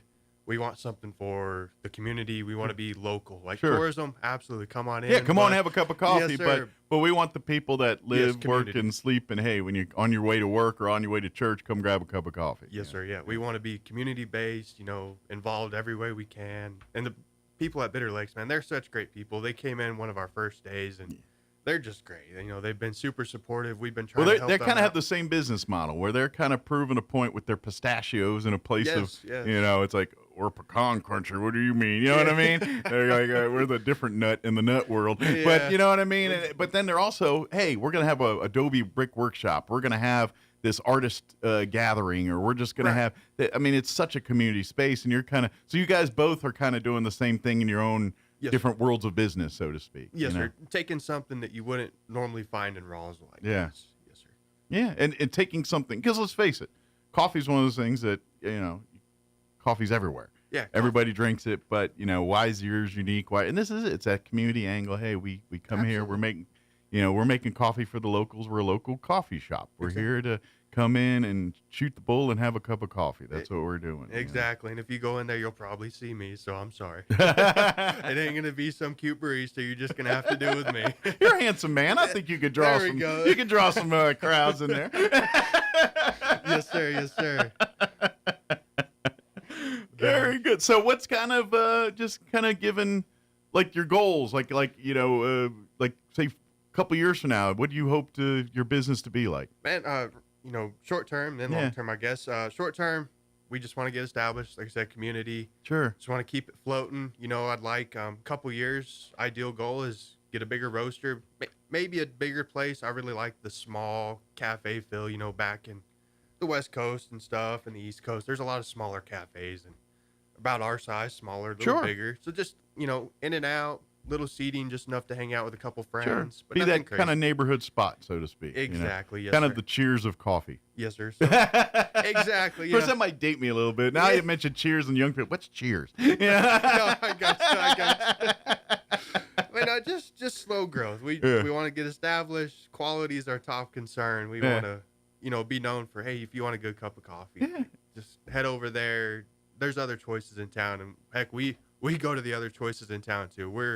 We don't want to get a real diverse coffee scene. There's enough to go around, and you just want to say, hey, community. Need a cup of Joe? Come on down, have a cup of Joe. And hey, by the way, we like to support the community. So when we do stuff when you come and buy coffee, we go back and get involved with the community. Absolutely. Every penny comes back in the community. Yeah. We're as local as it gets. Yeah, it's great. And like you said, with the stuff going on with Bitter Lakes, it seems like you two have kind of found comparable missions a little bit. And so you've worked together on a lot of this stuff. So, yes, sir. Both great businesses are giving back to the community. So we do appreciate that.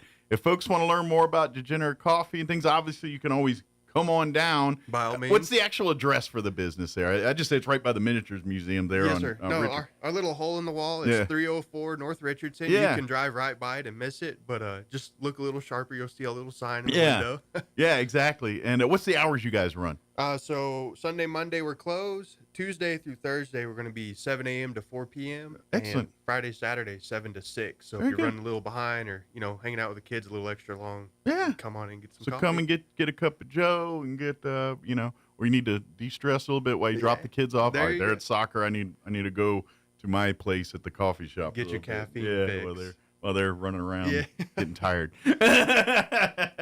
Absolutely. And do you guys have Degenerate Coffee Facebook page or anything like that they can go and follow and like and stay up to date on? We got Facebook, Instagram. I have a little YouTube channel. I'm going to say careful going on there. I cuss like a sailor. I actually did pretty good on here today. That one's not family friendly. Yeah, that one's not family friendly. Nothing bad. I just say a lot of bad That's words. When the coffee machine breaks and a lot of swear words come out. And then, yes, sir. We do have a website too, Degenerate Coffee. If you want to order online and you're local, I'll personally deliver your beans to you. Nice. We don't deliver drinks yet, but we'll deliver coffee. That's right. We'll deliver you the stuff to make you own. Yeah, that way it's fresh and hot. Because by the time he gets to you, it's not going to be as hot as exactly. I smelled it. Exactly. Or if it's cold, depending on. Yes, sir. I keep forgetting. Some people like cold, as much as hot. That new generation. Right? My grandma was old school. Yes, sir. Like when before people had Starbucks and iced coffees and all that, my grandma would make like the Mr. Coffee tin pot of coffee. Yes. And they would drink it hot in the morning. Right. But there'd usually be like a half a pot by lunchtime. She'd literally put ice cubes in a cup, pour that right in a glass, and drink it like iced tea in the afternoon. It probably made her day. It did, but it blew me away. I was now you pay $10 for a drink like that, but don't be calling us out too bad. I thought, man, that's old coffee, man. She's popping ice cubes and drinking in the afternoon. Hey, good as new. That's right. So, But thank you. Is there anything we wanted to cover that we didn't get a chance to talk about? Just come check out the website. Come, like I said, just check us out. Yes, yeah, sir. come have a cup of Joe. And like I said, if you're organization stuff and thinking, hey, I hear what you guys are doing, we'd like to partner up and maybe do something here in this event. Absolutely. That is one thing. We're starting the monthly specials. This month, we partnered with a lavender farm in town and whatnot. And that was really neat. Next month, we'd like to do something the same. And just kind of get everyone intermingled and just keeping that neighborhood, spread the love. Yeah, the neighborhood group, getting everybody, I don't know everybody. the proper terminology, but just the community yes, kind sir. of thing, and doing. Yeah, it's like we're the Roswell community. We all do our things, and we all shop with each other. That's right. Ain't nothing wrong with drinking coffee on a Friday night at a football game, right? Yes, sir. I like it. Got to get wired for the big game, Might right? as well. So you're screaming your full head off by the third quarter, not petered out, Yes, sir. Good deal. Well, Tanner, appreciate the visit, and I'm sure you got a few fires to stomp out when you need to go back at the shop here. So. Oh, absolutely. Never ending, right? And appreciate and thank you for what you're doing. And hopefully, looking next thing you know, we're gonna be seeing your name all over the place. Maybe. A second location of Degenerate Coffee. You maybe, got I don't know. The downtown and then the north end, the south end. We can get them all in there. I'm a bit of a micromanager, so we'll see. Small, but spread. Yes, sir. Yes, sir. Good deal.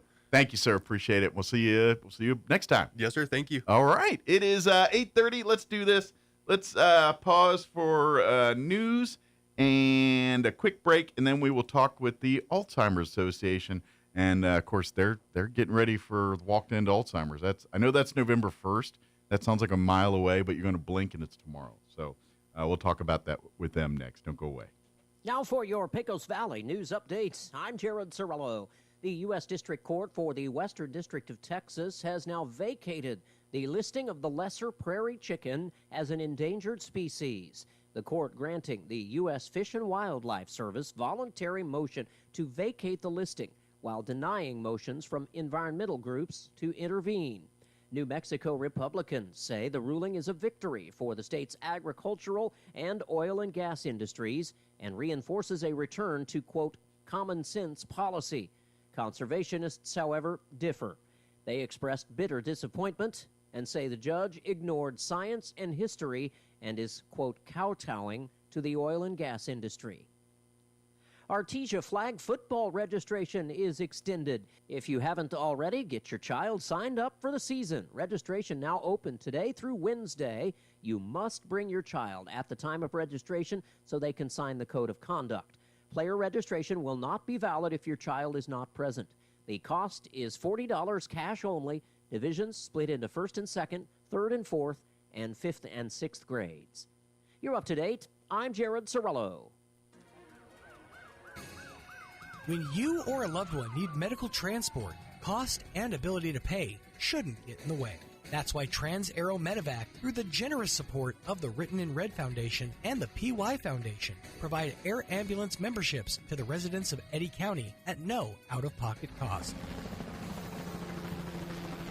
As an Eddy County resident, as long as you're flown by Trans-Aero Medevac, Trans-Aero will accept your insurance or third-party payment with no additional out-of-pocket expense. Best of all, as a resident of Eddy County, you're automatically enrolled, free of charge. Because when minutes matter, financial burden should be the last thing on anyone's mind.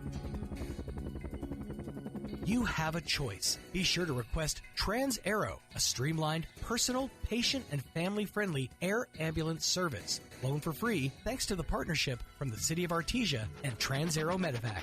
Life support by air.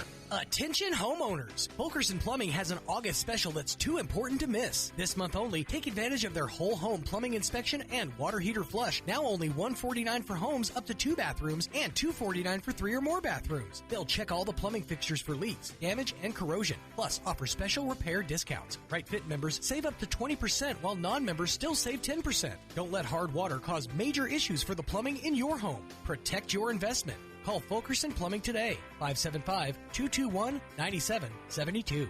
Here's a Mornings with Mike Winters fun fact. Sigmund Freud once believed that cocaine could be used to help treat a morphine addiction. Mike used bacon to get over his addiction to beef. Here's Mike Winters. Now I'm addicted to both. Good morning. It is 34 beef and bacon. It is 34 minutes after 8 o'clock, and joining us in studio from the Alzheimer's Association, of course, Don and Katie back with us. Good morning, guys. How's everybody doing? We're doing fantastic. Everything going well? We are. I know it. November 1st. When you say it that way, sounds a ways away, but August will be over like in a week. Yeah. Yes. And September will shoot by, and November 1. You don't get November. October's over, and then there's November 1st. So right. We were just talking about that. We're like 2 months away oh from. My goodness, it is coming up quick on us. Yeah. It's so now is the time. Now is the time to start putting your teams together. Start getting your friends. Or if you already have a team, start hitting your friends up for money and because this is the hard work part. The actual November 1st. That's the day of fun. We remember. I mean, it's a little bit more than fun. It's emotional because we sad but happy. But that's the day we do this. That's the day we celebrate. Yeah. The real work is raising this money because, as we talk about it every time you guys are on, is I feel like before we leave this earth, they're going to have a cure for Alzheimer's. We're on the goal line. We just got to push it over. And these. I feel like we're just a couple walks of raising some more money away from saying, you know what, we've got our first white flower. Yeah. Yeah, exactly. The white flower is supposed to represent a cure for Alzheimer's. So, that's actually why we wanted to come and talk to you today, because we just got some news releases from the Alzheimer's Association. So I got a couple of things to chat with you guys about. I'm reading it from my phone so I don't forget.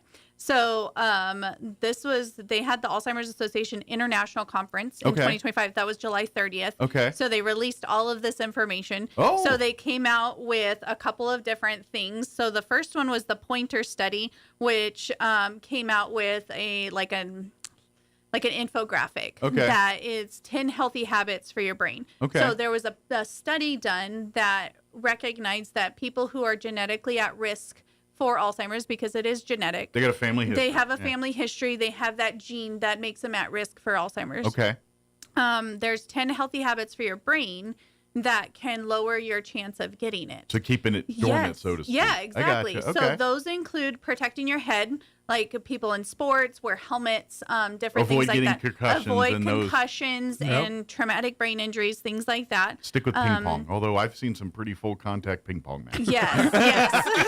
I mean, I hit my head all the time, so I'm like, I need to wear a helmet. So, challenge your mind, be curious, put your brain at work, continue education, just challenge your brain. Keep exercising. Yeah, keep exercising it. Go to the gym by reading the brain gym by reading books, do crossword puzzles, different things like that. Sudoku on your those are great. Or to be honest, those probably Chef Ninja and those stimulating Candy games. Crush games. Yes. And all, they actually don't spend the money, but do the free ones, and those are great. I know there's and I don't know if it's still around, but I think it was called like Virtuosity. There was like an app you could do, and it was kind of like a brain thing. Oh, okay. And there was like little games and stuff. You just do them every day, but it's kind of like gym for your brain. And, right, exactly, yeah. So, and then the next one is stay in school. Education reduces your risk of cognitive decline and dementia. Now, granted, the most brilliant people I know have had it, so that doesn't always work, but it does lower your risk of developing it. This kind of increases your chances of living longer without the symptoms or developing the Alzheimer's issues and things like that. Yeah. So the next one is to eat right. Of course, that's with everything. It lowers your risk for everything. Eating healthier foods can reduce your risk for cognitive decline. Controlling your blood pressure, so making sure to eat those right foods to control your blood pressure and staying on your medications, things like that. Which can be tricky, too, especially if you have a family history of blood pressure as well, too. Correct. So being smoke-free, quitting smoking can lower the risk of cognitive decline back to levels similar to those who have not smoked. So I'm a nurse, and so every time I see a patient, stop smoking. Mm-hmm. And no matter, stop smoking. There's nothing good comes of it. Nothing good comes of it. And as soon as you stop smoking, the improvement that it takes, that it happens on your body, it just is so much better. I don't know if I remember I was younger or a kid that someone hit me with a stat, and I don't know if this was just course, I also grew up in the era of the 4 food groups, and they pretty much shot that out the window now. So, but I remember a stat that said something like, if you quit smoking today, it takes 7 years for your lungs to basically revert. Like in 7 years of smoke-free, your lungs are basically how they were before you started smoking. Almost. Yeah. Not quite. I mean, there's permanent scarring and stuff there. Sure. So. I mean, I imagine if you smoke for 50 years, right. there's going to be. But it does improve your lifespan as soon as you stop smoking. So, and then the next one is managing diabetes. So they've linked type 2 diabetes because of the vascular changes with that, with brain health. So if you control your diabetes, you control your risk for Alzheimer's. Maintaining a healthy weight, get moving. So physical activity. Get your body moving and your brain. So use all of that kind of stuff. Keeping things stimulated. Yeah. And then the main thing that I wanted to touch on is sleep well. So there was a study that showed that people who have less than 6 hours of sleep a night are at a higher risk for developing Alzheimer's and dementia than people who are sleep more than that. That's when your body repairs and restores and takes care of itself. When you're I asleep. feel horrible for all of my night shift people. Yeah.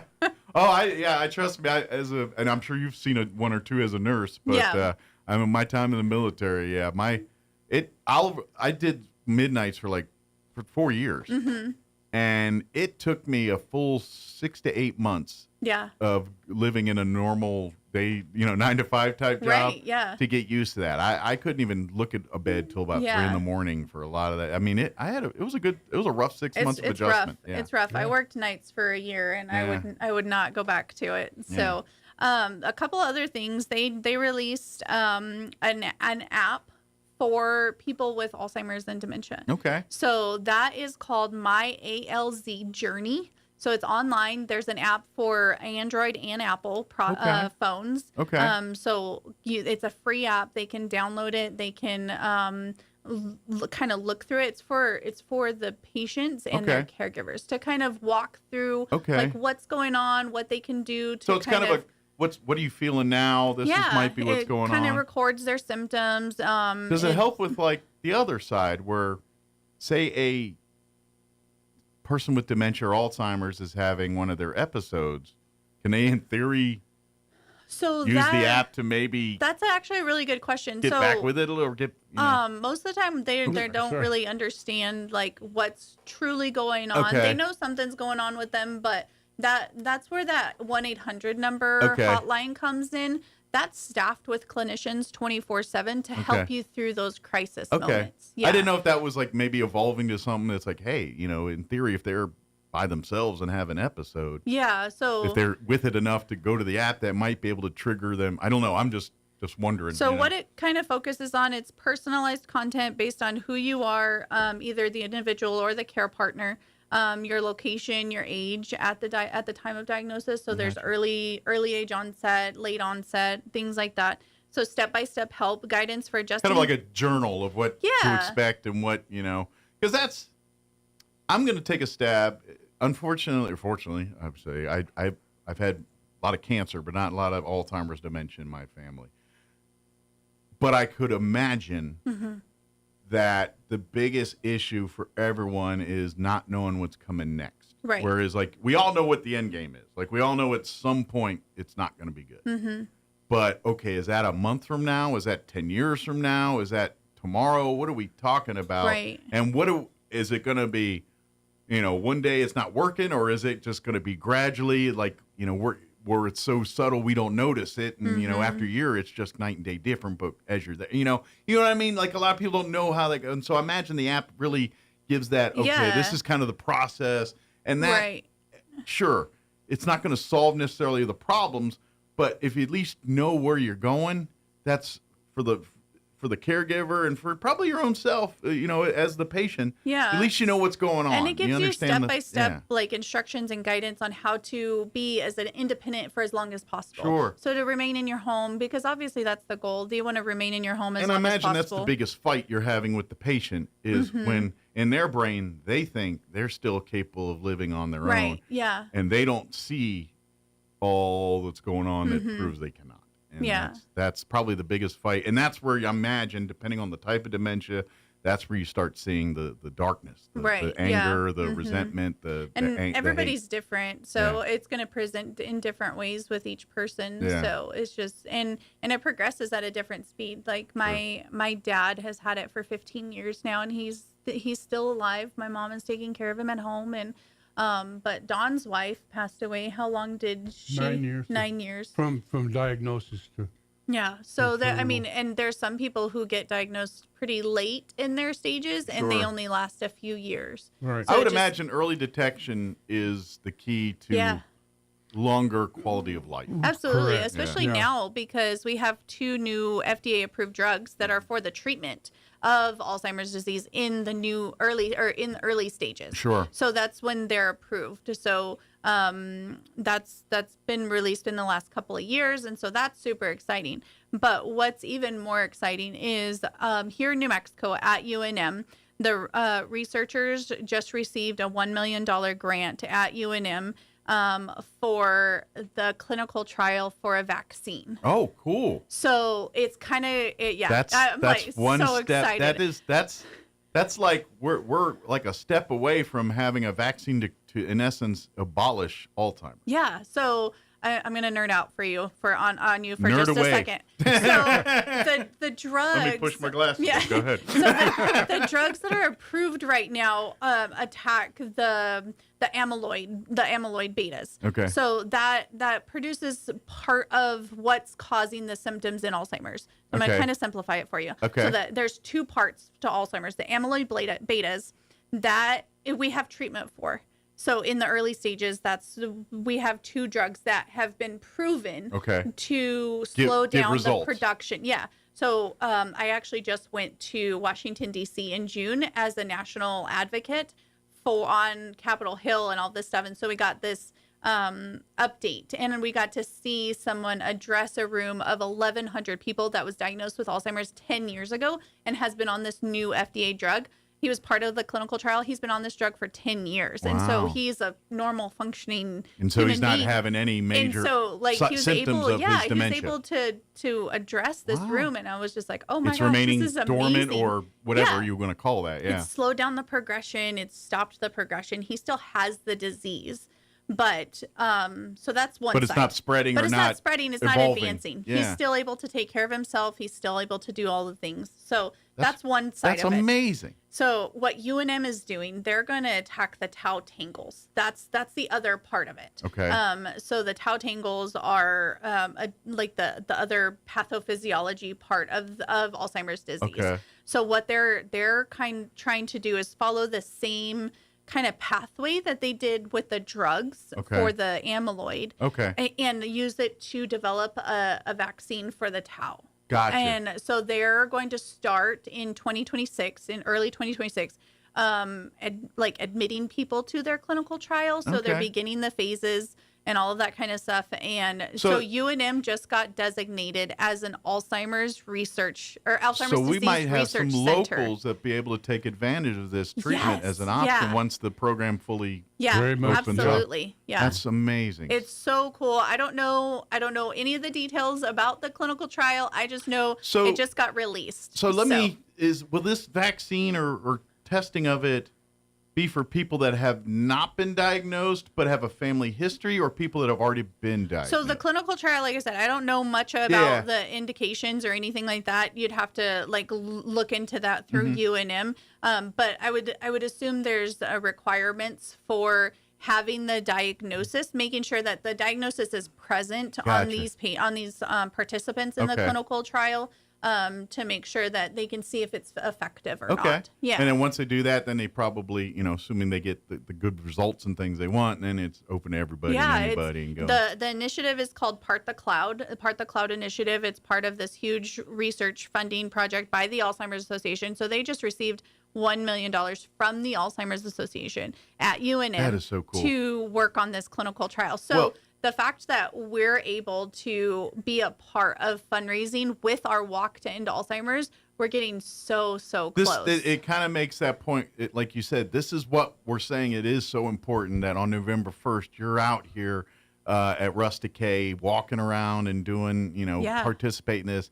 raising this money. If you can put your teams together and raise $500 or whatever it is we can get you to help do, that would be amazing, because like I said, we're literally people that are on this earth today, I can safely say, are going to be cured for Alzheimer's. Yes, absolutely. We're that close. We're so close, and there's this sense of urgency behind the Alzheimer's Association and their press for fundraising and research. And their 10-year vision is to see Alzheimer's being not like necessarily a death sentence, but a chronic condition that's managed, that you don't die from. If we get a vaccine, I mean, it could turn into polio, where it's like it went from this epidemic. Yeah, absolutely. And we're not quite there, but you know what I mean. Right, with absolutely, to now, people like, when's the last time you knew someone with polio? Exactly. And it's like, and you got to think of like Franklin Roosevelt. Right. Yeah, exactly. And you're like, pretty much. I got no one else. Sorry, that was before I was born. You know what I mean? So that would be great. Yeah, absolutely. If we're talking about Alzheimer's, the same way, oh yeah, my great-grandfather had that. Yeah, exactly. Back in 25, you know what I mean? Yeah, exactly. Yeah. So super exciting. And then one more thing, the FDA just approved some biomarker testing. And what that does, it's a blood test, like you screen for a CBC, CMP, things like that. So it's a blood test that will detect the biomarkers. Gotcha. So the amyloid plaques and the tau tangles, all of that kind of stuff. And so what they're trying to get is CMS to approve to approve that. Okay. Those biomarker testing, so that providers can use that as a screening tool to detect it before symptoms present, because with these biomarker testing, they can actually detect the presence of Alzheimer's disease 10 years before symptoms present. So they can kind of tell if it's going to happen or not. Yeah, basically. exactly. And that means you can start some kind of a pre-treatment. Right. Sure. Yeah. It's almost like when you think of the breast cancer. And, right, exactly. And, you know, all the the mastectomy genetics. isn't kind of, this is basically Alzheimer's version of a mastectomy. Right, yeah, exactly. That's kind of what we're talking about they're here, looking at the genetics. They're looking at, and all of this research is only possible with the funds that we raise through the Walk to End Alzheimer's. It's the biggest fundraiser. This is why it's so important. Yeah, it's for awareness, but it's also for funds. And so the key is to get our teams registered prior to November 1st, because this year it's going to look a little bit different. We're going to have wristbands for our walkers. So that's a new thing this year. And so we're encouraging everyone to register beforehand. Please. Register beforehand. Get your teams going, get your funds in. Yeah. If you raise $100 personally, you get a walk t-shirt. And then there's a whole bunch more prizes for champions, grand champions. We want you to have fun with it. We want you to challenge each other and get a little competitive, and see if form your team and see if you can raise more than the other team. Because at the end of the day, all this money is going back to getting us our first white flower, which is our first person that has been cured of Alzheimer's. Yeah, exactly. And that's what we're looking for. I just see it happening in the next 10 years. So I'm so excited. It would be the biggest thing, and you don't realize how many, and your family's probably one of them, because it is such a big, that if you're listening out there, if we always talk about cancer in this way. Alzheimer's is almost the same way. If you yourself aren't directly, there's usually someone in your family tree or in your circle that is impacted by Alzheimer's, and unfortunately they all in the same right now. And there's no matter what you do, say, think, or what you try to do, it's all going to end the same. And we are so close. That's why November 1st is so important. Mm-hmm. Please start signing. If you haven't done it now, sign your teams up. Especially if your family's been directly impacted by dementia and Alzheimer's. And if you still have one of those loved ones that is living with the disease, we want you out there on Walk Day, because our blue flowers, that's what we call our blue flowers, are those people living with the disease. They're the ones fighting. They're the ones fighting. So for the longest time, my dad has been the only blue flower out there. And I would love to see so many more blue flowers on our Walk Day. Well, there is strength in numbers. And for, I like trying to think of me personally, like if doctor told me tomorrow I've been diagnosed with Alzheimer's, how I would react and how would I think about that. And, especially in those parts where you're still cognizant. Mm-hmm. That's a lot to take in. That's and right. There is strength in numbers. When you get to meet other people going through it and experiencing what you're doing, that does give you a little resiliency and gives you, there's always that thing that when we do things that suck, it doesn't suck as bad as when we do it with other people. Right, if that exactly. makes sense. Yeah, absolutely. It kind of does create that same effect. And to be honest, it gives them inspiration. And to be honest, the healthier you are with dementia, the better you're probably going to fight the battle and have a better quality of life. So absolutely. keeping them engaged, keeping them active mentally and physically, healthy and everything else, these are cornerstones to having your family member around for the next 10 years versus the next 2 years. Right. And that's what we're talking about. Yeah, so that's our goal for November 1st is just to raise awareness and raise money and have fun and got lots of stuff planned for that day. Well, and like we said, we're so close. Yes. If you're just if you're diagnosed in the last year, I feel like keep fighting. You might be the one we get this vaccine for. Absolutely. Hang in there. Yeah, keep going. Absolutely. Do all the things to keep your brain healthy. Work do all of that kind of stuff. And hopefully we'll see. It is. And to be honest, because the medicine's so good, if you're getting hit early with this and they're giving you the meds, I'm telling you, we can keep you going until we find the meds are good enough to now where you can have quality of life for years. Yeah, I've seen it. It was just baffling to me when I was able to see this person that's lived with the dementia or with Alzheimer's for 10 years and has been on these drugs, and he's just trucking along like normal. And all of that happens because we walk around and out in November and doing this thing across the country at different places. Yeah. So please sign up, be a part of the Walk to End Alzheimer's. If you don't live here and you just have to be listening, find the one in your community near you. There are several. There's actually, I think there's 9 in New Mexico.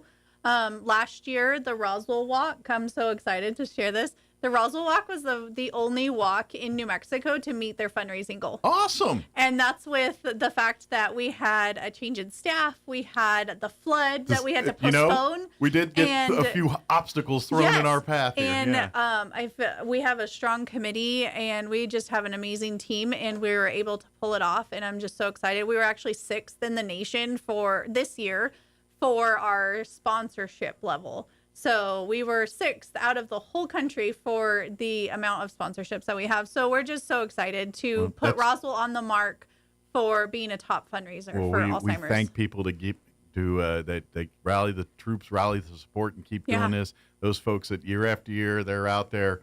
No matter how cold or hot it is, because it's November 1st. It could go either way. Yeah. I think we've had both. It starts off super cold in the morning. By the end, we're in short sleeves. You're in parkas at the beginning, and literally in shorts and T-shirts by noon. Yeah, it's New Mexico. What can we expect? We'll see if we can get the cranes to do a flyby. Oh, there we go. That'd be perfect. There you go. As long as they keep the cocoa, don't dump it on you as you go by. There you go. But please, mark November 1st at the Rust Decay Complex. That's going to be this year's Walk to End Alzheimer's here for Roswell. If you go to alz.org, which is the national website, there's a link there that says find a walk near you. Type in Roswell or 88201, whatever. Right, exactly. And then it should be the thing that pops right up. And then you can either contribute to a team or create your own team, whatever you want to do. Maybe do both. Maybe find your friend's team, throw them some money, and then go start your own team. Yeah, and the website actually has really awesome tools. Like if you're like, I have no idea what to do for fundraising. There's ideas, there's tips, there's flyers. It's already done. How to get the word out, like through your social medias and what have you. All you do is copy a link. It does the work for you. You just have to click a button. Yeah. So it's so easy and just so impactful. And I feel like we're so close. Like I would love to be alive. Me, and I'm in my 50s.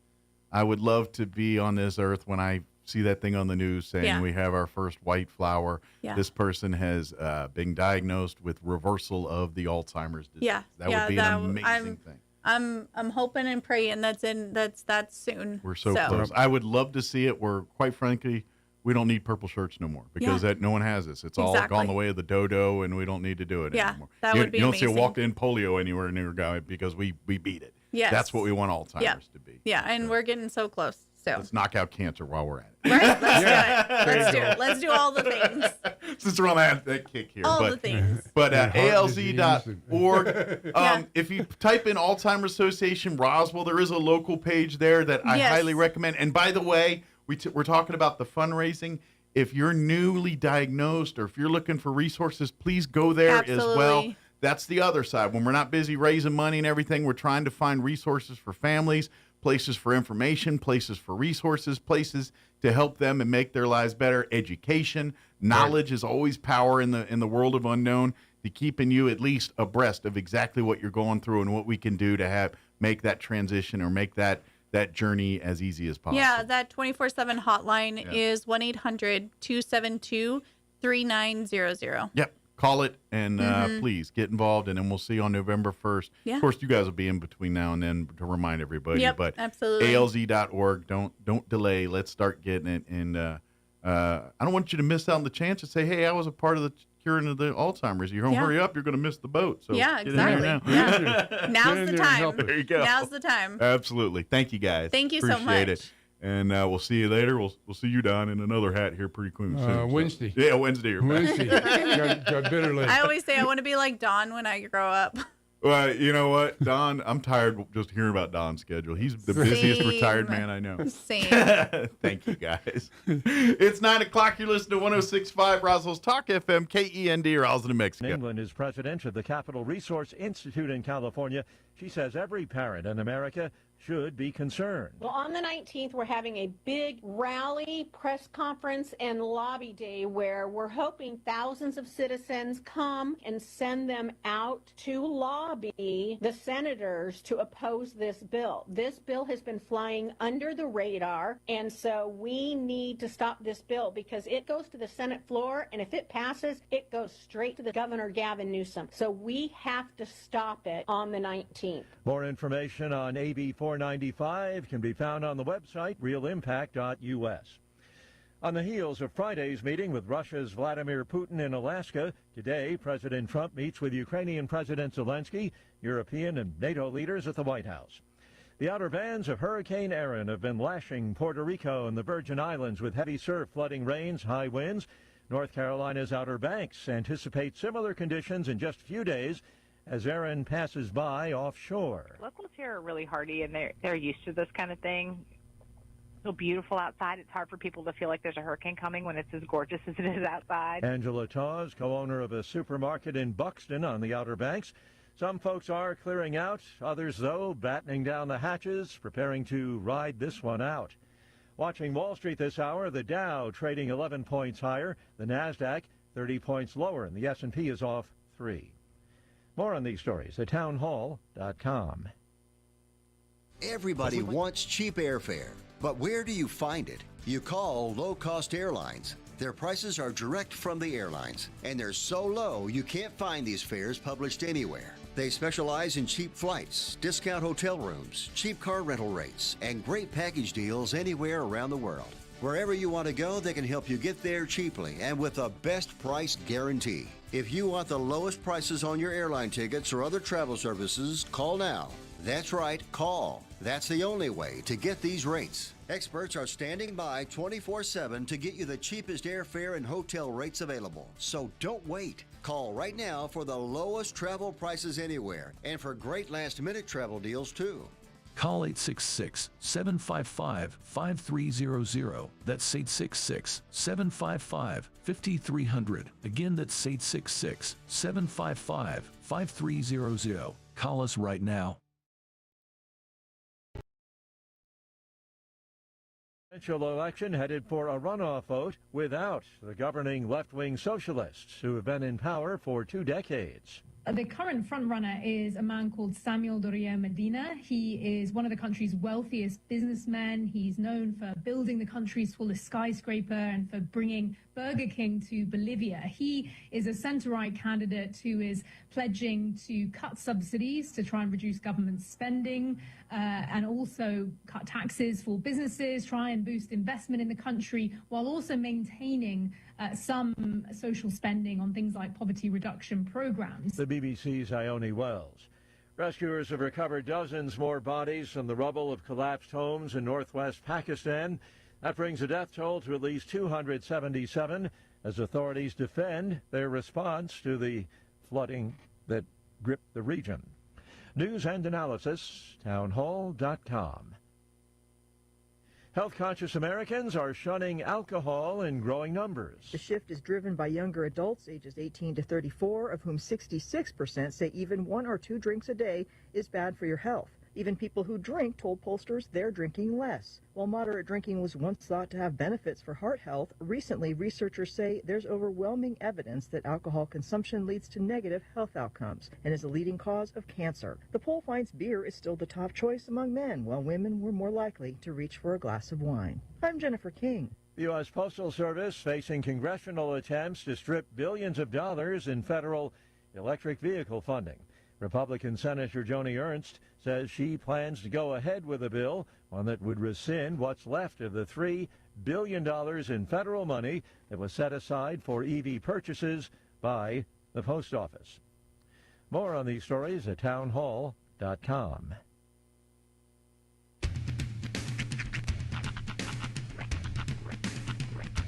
What in the wide world of sports is going on here? I promise you, whatever scum did this, not one man in this force will rest for 1 minute until he's behind bars. Now let's grab a bite to eat. Yeah, come on. I feel the hot wind on my shoulder and the touch of a world that is older. I hit the switch and check the number. I leave it on and then I slumber. I hear the rhythm ringing through it. Flamenco guitar and cumbia music. I hear the talking of the DJ. The devil listen, what does he say? I'm on a Mexican radio. I'm on a Mexican radio. Broadcasting live from high atop the J.P. White Building in downtown Roswell, New Mexico. It's Mornings with Mike Winters on 106.5 Roswell's Talk FM. Is that what I sound like when I talk?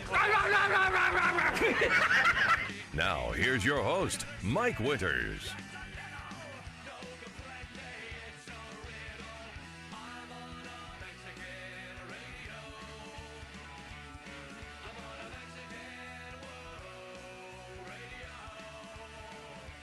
And good morning. It is 6 minutes after 9 o'clock.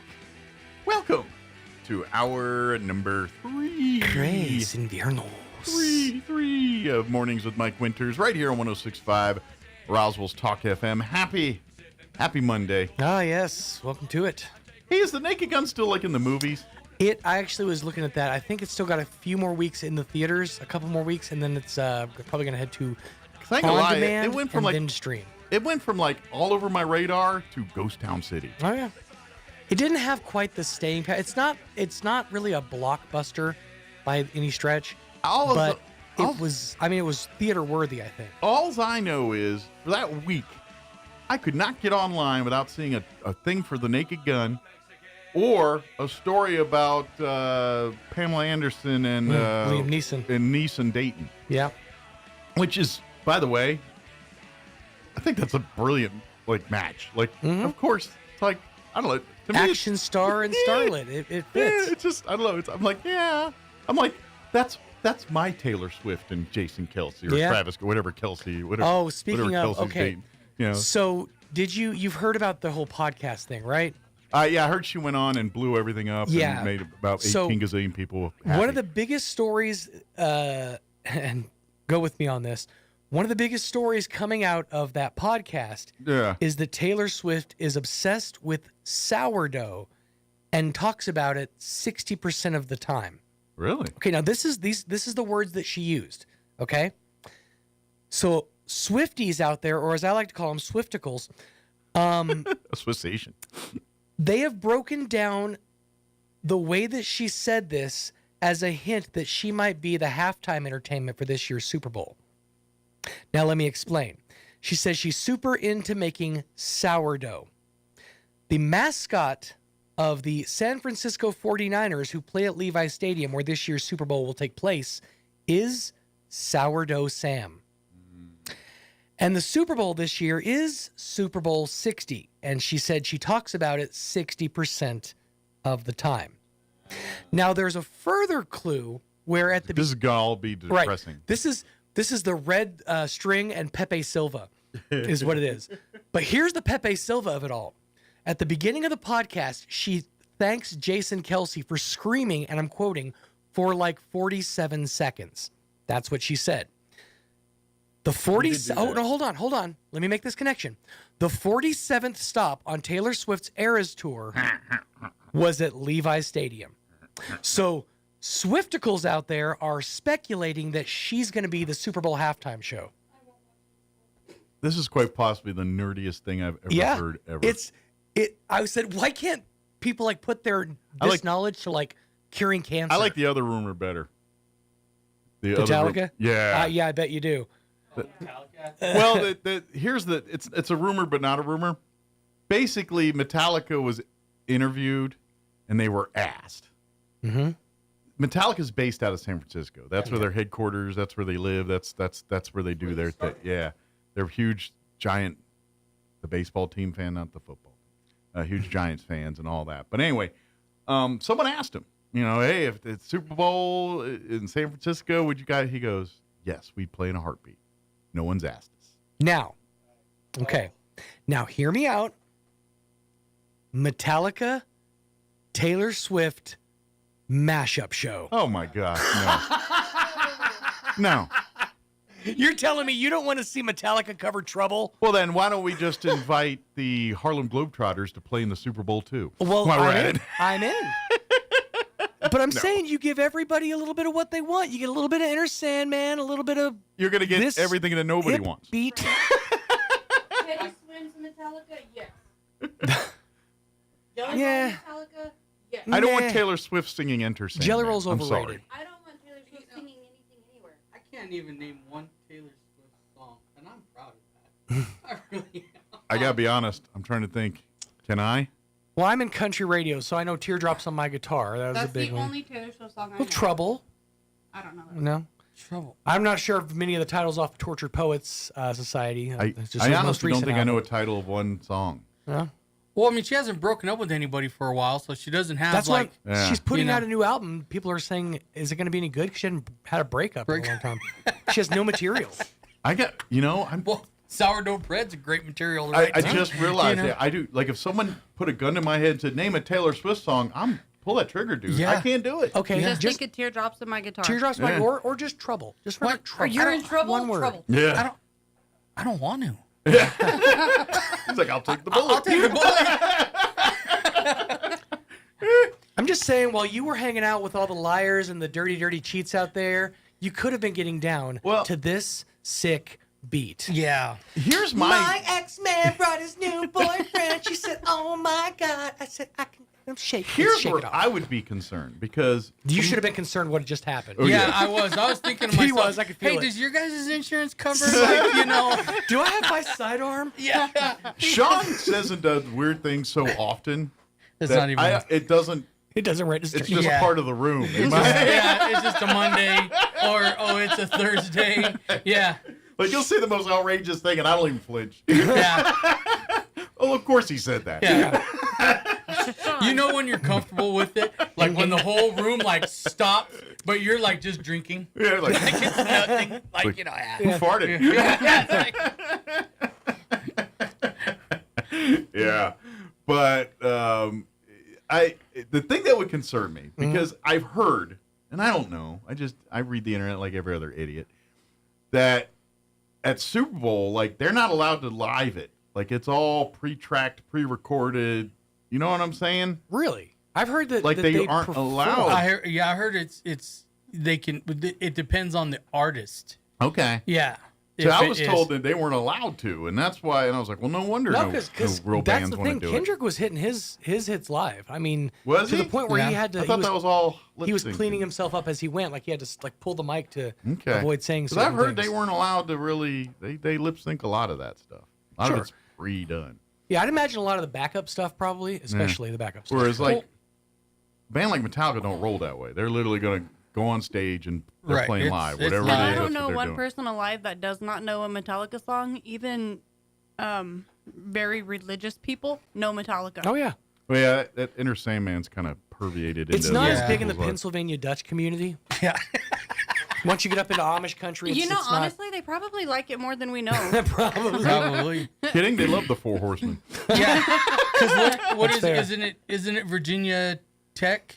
Yeah, comes Virginia out? Tech plays Inner Sandman. Inner Sandman, yeah. Matter of factly, earlier in the summer, Metallica did the concert at that football stadium, and they did the whole. The place went nuts. Oh, really? They did it live. They were and the saying whole that thing went at nuts. one Yeah. point that they were worried about the stadium structure from everybody. They literally yeah. said that when Metallica did their concert there and did Enter Sandman, it measured on the Richter scale. I've Yeah. experienced that only one time. I was at a Yeah. concert at the Cosmo in Vegas, and it's on the arena that they have is on their 3rd floor, and I could feel the floor starting to shake when people were jumping to at a point in the song. What concert? We don't talk about that. I don't want you guys making fun of me. AJR. Well, that ain't that As bad. long as it's not Taylor Swift. Yeah. No, I'm not. You think I've got Eras tour money? He's like, I was T-Swifting. You see how I dress? You think I can afford tickets to the Eras tour? I don't know. I think you look pretty cool with a little like unicorn backpack, and you know that'd be cool. With your hot red lipstick. I think he's more of a Katy Have you Perry guys? guy. Are you guys like digging into my Facebook? Or- I thought those were in a private folder. But I mean, the cool thing about it is you'd like pass out like Puckeen like potato chips to everybody or something. For some reason, you could have stopped that at pass out. I'd be conked out halfway through the show. Aren't you like a Gaga minion or what do they call them? Oh God, no! A monster, a little monster. Oh, no. A monster. No, I was just in pop radio for too long. That's all. I had these things forced upon What's me. Katy Perry's fans called? Oh God, I don't know. Psychopath. No, I Crazy believe that's people? the Insane Cloud Posse fan. I'd say I roll with ICP. Orlando Bloom, but not anymore. I can roll with ICP. I want to know is how those guys still, because they were old when I was younger. The ICP guys. Oh, you're talking about, okay, like Shaggy Two Dope and Violent J. Like I'm Okay. just saying, when those guys are probably in their 60s now, At least, 70s? yeah. At least, yeah. That's a bit old to be angry. It's a bit old to be angry. Not and- that kind of angry. And they're still taking The older bumps. you get, the angrier I you know, get. but to physically do anything about it. Because at this point, you're angry, but you're just sitting on a porch yelling at people. That's all. You know what I mean? You're not curb stomping and doing all the things that the clown Right. people do. Well, what's funny 60's is the new 30, don't you know? when you dig into the world of the Juggalo, you start discovering that there's a whole like realm of kindness underneath. It's like a gobstopper. There's layers to the world of the what do they call it? Dark Carnival. Dark Carnival, yeah. Hitler was a nice guy, too. Here's one. Did you know that I believe it was Shaggy Two Dope's daughter is a furry? Like she does the whole like giant furry costume thing. That makes and so sense. he hosts a podcast where he like defends furry culture alongside his daughter who's in like her furry getup. It makes sense. It's like if you're the preacher's kid, you do everything to kind of defy them. Yeah. Well, how do you defy if your dad's in the If your dad's is ICP? a clown. I know. I'm going to be a furry. I'm going to That's furry. That'll now. do it. Yeah. What's funny is now Or like you be religious. you like look back at like the juggalos that from like and like their ears are all stretched from the earrings and they're it's like whoa. Trying to Yeah. hold an office job. Things go south when you get Like older. that with a collared shirt and a Now tie. you're tripping over your earlobes. Yeah. Good job, buddy. You don't have a hair tie, you have ear ties. Yeah. Hey, that plate in your nose working out well for you. No, it's nice because now I got a place to keep extra AA batteries. Yeah. Oh I god. get my spare tire in this. My donut tire just hangs out in here. But it's like a full-on carnival during those. They have like what are they called? The Juggalo reunions. Yeah, or I I forgot just what figure they're at some called. point Yeah. these people are too old. Gatherings. Yes. It's like, when are they just going to sit in wheelchairs and yell at each other and eat pudding? You know what I mean? 15 more years. 15 more years. As soon as Fago comes out with a pudding, Yeah, that's when. dude, yeah. I'm already, we're close to going to like the retirement nursing homes and just go down the aisle and all you're going to hear is like AC/DC, Metallica, Slayer. It's already, I hate it when you're like flipping through the deal and it's all like classic rock and it's like Def Leppard. I'm all like, you know what? Kiss my... No. You know, Blink 182 pops up in classic rock rock now. now. I'm like, wait, Yeah. what? So does Green Day. I know. Yeah. Yeah. I'm just saying, you're going to go down to the nursing home, and Hello 8 is going to be blaring out of the room down the hall. Yeah. Or, I mean, Tupac, you know. Rain and Blood the other coming way. You got Tupac, Biggie Smalls. Yeah. You're already getting that now. I mean, you know, there's people up there 50s and 60s who were rocking Dr. Dre and Snoop back in the day, you know, so. Yeah. We saw the deal for Isleta, and Def Leppard is coming back, and I told her, I said, good God, I didn't know they're still alive. My wife just saw them last week. They were here last week. Yeah, they Was were it here last week. week? Yeah, my Oh, wife yeah. saw them at the The pavilion? Them and Brett Michaels. Brett yeah. Michaels. That's what I told them, I was like, ooh. Yeah, my wife was there. Really? And my niece. That I got out of that concert. That just reminds me of a meme I saw over the weekend. It was just text, and it says, anyone who air drums Def Leppard with 2 arms is an a-hole. Yeah. That's awesome. But I mean, I wonder how they even sound nowadays. I mean, Not 'cause- bad. Honestly, I'll tell Really? you. No, Joe Elliott can still hit them highs. Really? He's still got it. I mean, he's probably doing. He's over here doing the one arm. Yeah. In a very visual joke. Yeah. He looks like our dog Toby. Yeah. Yeah. He stuck his arm in his shirt. And that's all I could think of is Toby trying to like drum to freaking Def Leppard. I'm gonna see if I can have Jocelyn isolate that clip for the Facebook page. Yeah. Oh. Tidy school. No way. Chicken yo wing. Oh. This is why I don't go to the concerts anymore.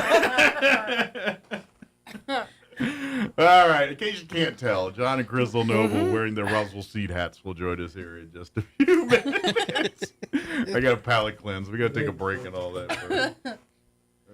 Otherwise, I already got the Nobi one-arm drummers get mad at me. So all 2 of them. Yeah, that's fine. Just stay to their right. That's right. Yeah. There he is. You gonna take a swing at me? Let me stand over here. We're watching the footage of Mike Winters, Jimmy.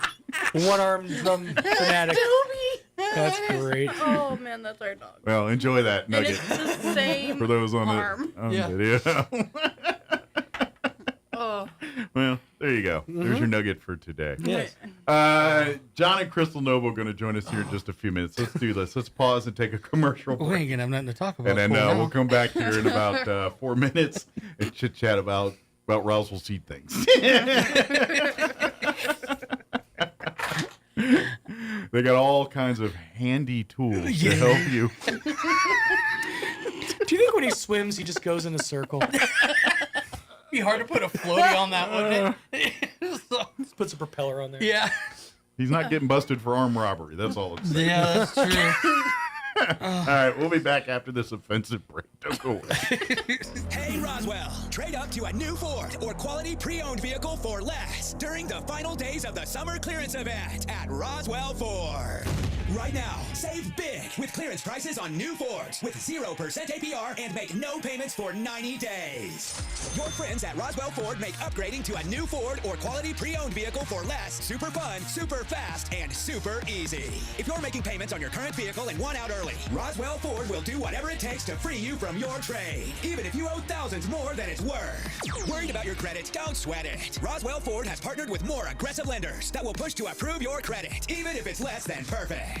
Get huge American-made savings, more for your trade, and a better buying experience. Get on board at Roswell Ford, because we'll do whatever it takes to make a deal. 821 North Main Street in beautiful Roswell. Call 575-623-3673 or online at roswellford.com. 0 APR for 48 months is $20.83 per thousand finance. Interest accrues from date of sale, subject to lender approval on select vehicles. Offers not combined. Do you know what the hardest part of dealing with the roofer is? Just trying to get them on the phone. Jennifer here from Trustmark Roofing, and I want you to know that you can always trust Trustmark Roofing to answer our phone.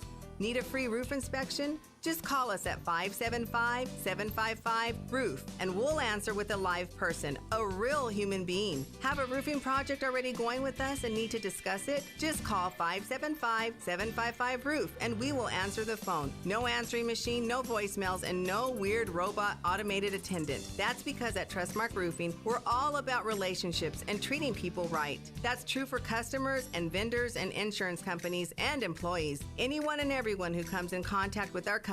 So if you have any roofing needs at all, trust Trustmark to treat you right and to answer the phone. Our number again is 575-755-ROOF or find us online at trustmarkroofpros.com. Trustmark Roofing, we put people first. It's too bad the Eastern New Mexico State Fair doesn't have a category for weeds, because with all the rain we've had, they'd be giving out lots of blue ribbons. Hi, this is Ben Manette from Roswell Seed Company. We have powerful products to get rid of the hardiest weeds, and most important, we can tell you exactly how and when to use them to get the job done. Yeah, this year's weeds are certainly impressive, but at least they're green. For the first time ever, the National Championship Air Races are touching down in Roswell, New Mexico. From September 10th through the 14th, witness the world's best pilots battle it out in the fastest motorsport on the planet. Vintage warbirds, cutting-edge jets, aerobatics, and family fun, all against the stunning New Mexico sky. 3, 2, 1. Get your tickets now at airrace.org.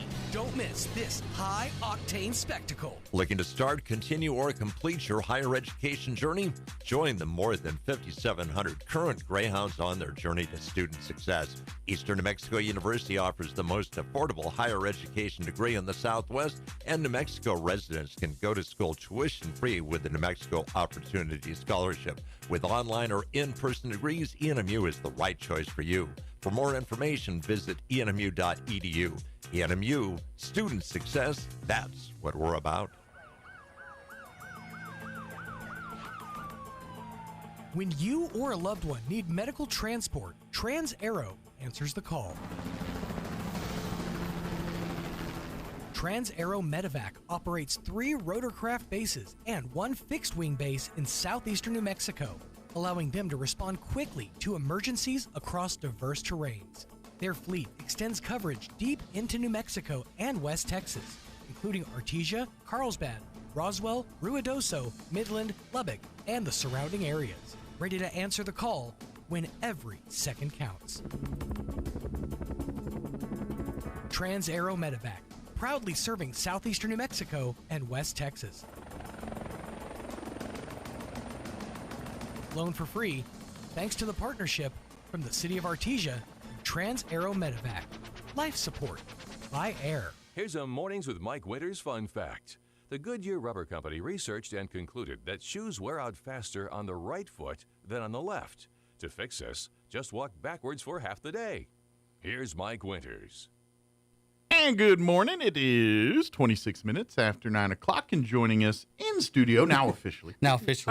John and Crystal Noble with us, wearing their Roswell Seed hats this morning. Good morning, guys. Morning. How is life at the Seed? Oh, it is just blossoming. I know it's busy. Of course, I think since the last time we talked to you, they did the dedication of the bench for Jim and all that stuff. And the tree. Yeah, that was pretty cool. They did that a week or two ago. That was pretty cool. So be sure to go see Jim's bench and tree here on the courthouse lawn. 2 benches. Two benches. You got 2 benches. Okay. Yeah, I don't know why they've done 2. Because it's Jim. One's not enough. Yeah. Which we were kind of laughing about that. Because we were like, what would Dad say? And he'd be like, at least there's a place for somebody to sleep. It's not a big deal. There you go. Yeah. Plenty of spots for butts. Yeah, more or less. But I thought that was pretty cool. So I hope of course, family, everybody was out there. Yeah. Things, city and all that. Yeah, we actually got the mayor and the county commissioner together. It's like, whoa. All in the same room. Yeah, in the same area. Man, There were no fights. I thought you guys were just like unicorns. See? Jim brings people together. Yeah. Even after his passing. Yeah. But I thought that was pretty cool. But that being said, nothing slows down at Roswell Seed. God, no. Everybody's battling weeds. Say falls. This time of year is pretty busy for you guys, pretty much. Yeah, generally, but it's a different busy this year. It's all weed fighting. Yeah, weed fighting, big time, and we're bringing in big time chemical. Insect fighting, we brought in some big time chemical for that. Imagine, because with the moisture does come the bugs. Oh yeah, And, yeah. I'm sure mosquitoes are way up this year. Mosquitoes, probably flies. Yeah. We were at the house. We were having a really bad problem with scorpions. So she was all like, "Hey, can you get this stuff? It's called Onslaught." And I'm like, "I have no idea." And she was like, "I'm ordering it. It's supposed to be really, really good." Well, found out through one of my suppliers, yes, I could get it. Well, she got it. Well, I hadn't placed the order just yet. And she got it. She was like, "I'm spraying it tonight." And I'm like, "Oh, great, whatever." So she did spray it. There's actually a scorpion inside the house. And she sprayed the scorpion. And normally scorpions will like sting themselves to death. Mm-hmm. This thing looks like it looked like it got electrocuted. Oh, really? Its tail went straight back, its legs curled up underneath, and it sat there and just like vibrated. And I was all like, whoa. So yeah, I ordered it. But it got the job done. Yeah, I ordered it. And we've so, only yeah. seen one scorpion in the house in 3 weeks. So that one, do you hang it up as a message to the others? I don't know. I thought about it, you know. Honestly, like- I don't think that they'd care because I'd be like, oh, something for my kids to lay on and eat. Right. Yeah. But yeah, so we got real chemicals finally in, Good deal. that's actually going to So if, hit if you're fighting the scorpions, come on down. Yeah, if you're Roswell fighting Seed. scorpions, Now, yeah. with the Onslaught, it is not cheap. However, you get what you pay for. It works. Yeah. literally, if you have like what they say as an infestation, you use 1 ounce to 1 gallon of water. Mm-hmm. If you That's are not much. just doing maintenance and just pre-spraying to keep things away, it's half an ounce Okay. to 1 gallon of water. So a little goes a long way. Yeah, quite a bit. And it's thick. It's like Pepto. So I imagine you're going to have it for seasons if you do it right. Yeah, and there's no smell.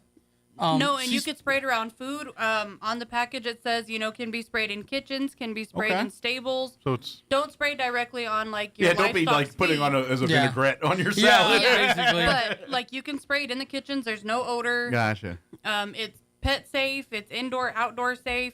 Oh. I sprayed everywhere. It's not scorpion safe. Yeah. Or yeah. or any other Or insect. spider, but Yeah. When she says everywhere, she means everywhere. My chair, she sprayed my chair. I sat down and was like, "That's cold and wet." Thanks. I told You him know. not to sit down. No, you did. Yeah, after I sat down, you were all like, "Hey, I sprayed there." No but there wasn't kidding. scorpions, was it? Yeah, no, not this. Well, that's You're where welcome. that was the first one we ran into. Sure. Was as it fell, it hit. She went ooh, smacked it, and it went ooh and slid up my leg and inside my shorts. Ooh. Yeah, because I had my leg draped across her. That's a how do you do. Oh, He got stung in the back of the leg. yeah. I remember years ago, I saw a scorpion on our house, and it chased the cat. Oh, really? Yeah, like the cat, it was in our bedroom, and it was on the carpet, and the cat saw it, and it was like, it went into the room, and the cat was at the other end, and literally the cat started walking towards it, the tail, and started scurrying after the cat. It started, and the cat was doing her back-up walk thing, and I saw what was going on. About the time I saw that, that's when I walked up, and as the scorpion was chasing, I went, and Yeah. no more scorpion. Oh, God. Nope. But, yeah, I saw it chase the cat. Yeah, I've been stung, and then there was one that was in our bedroom on the curtain right above my pillow. Yeah, that One would in be my the one that sister's room bothered me. above the bed. Yeah, that's the unnerving one. One Yeah. that fall onto you. I'm thinking, Crawling yeah. up the couch, laying, like our dogs lay on the couch. That's their couch. One on the couch where the dogs lay. I'm like, you're coming a little too close. Yeah. Yeah, so For needless to say, sure. yeah, spray. I mean, it was just dripping sounds all over the house. I was all sprayed. like, man, I had to pee like 4 times after she sprayed from all of it, all the sounds of the drip. You know, it's like, oh my God, really? It sounds You like know. a waterfall. Yeah, it's But like, it works very well. Like I said, I sprayed 3-4 weeks ago, and we've only seen one scorpion in the house since. Nice. Yeah, it works So- great. She hasn't touched me since she sprayed. Come on down. It's effective on husbands, Yeah, too. that's right. Yeah. It's getting close to the time of the year for like the leafy lettuces and greens to be planted. Yeah? At the Humane Society, we have Roswell Seed's going to be advertising it for us because they sell leafy greens. It's a like a growing tower. Oh, okay. Basically, but it's for leafy stuff. For 'cause lettuces and yeah. kales and cabbages Yeah. and what have you. It's called a Lettuce Grow Farm Stand Kit. And so basically, you can grow them inside your house. Oh, cool. Okay. And it does it hydroponically. Oh, nice. Right. And it's a whole like little. It's actually a really big stand. It's not small. It's like 4 foot tall. Yeah. You know, it's like gosh dang. But that's so it's like decorative, although it's functional and decorative at the same time. Yeah. And then at the end of the day, you got lettuce or cabbage or whatever you stuck in there. Yeah, basically. Yeah. Nice. So not bad. Yeah. And that's probably a better amount, whereas like, because you either grow it, you probably either have 80 pounds of it or like not enough for a salad. Right. You know what I mean? There's Yeah. no in between. This kind of looks like it's something that you would like put in intermittently, different times. So you have it kind of blooming or coming up at different times. And then you just kind of go along and pull some stuff off and make your salads with it. The hydroponic thing, you in theory do it all year. All year. You don't Yeah. need to wait for fall season on planting on that. You can do it in the summer or And whenever. then some people control even climate. put these in outdoor greenhouses. That's a great idea. Yeah. Like if you love your fresh your fresh greens and things like that.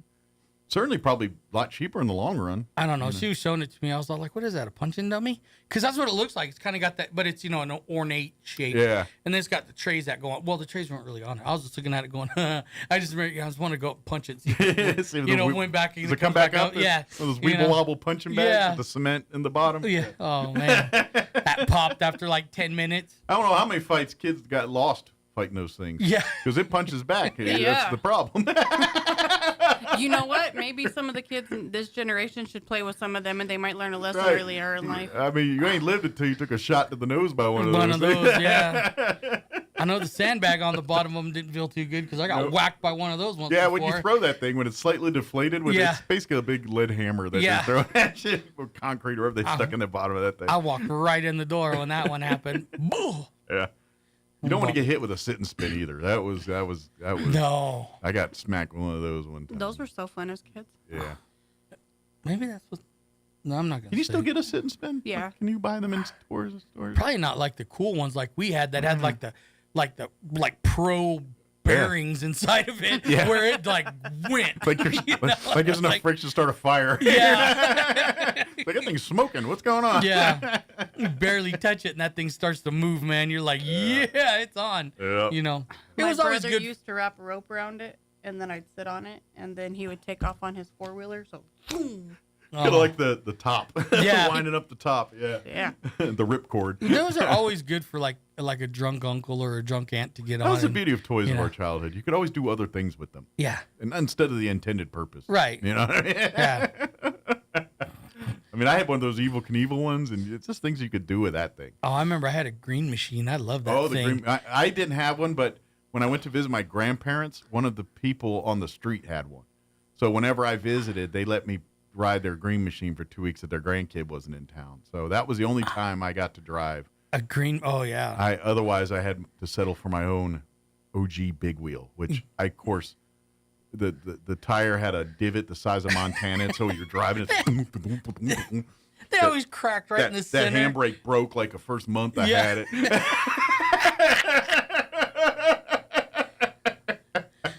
That adjustable seat, I lost that thing. Man. Because there was like the 3 different sets of holes. You could put it in, yeah. That thing was gone by a week. I lost it. Oh. I jumped and it fell or something, and it was Dunsky. I had a Flintstones one too. And the problem with that one was but they set it up to look like the Flintstones with the car. The problem was that chair was the seat was like the car seat that like on the Flintstones, except for it was at this angle that unless you sit like this, you're gonna break your back on that thing. I think like I was a 6-year-old with a back problem because of that stupid big wheel. I just remember the green machine, it had the handles. Yeah. And you could turn real good and blah, blah, blah, or whatever.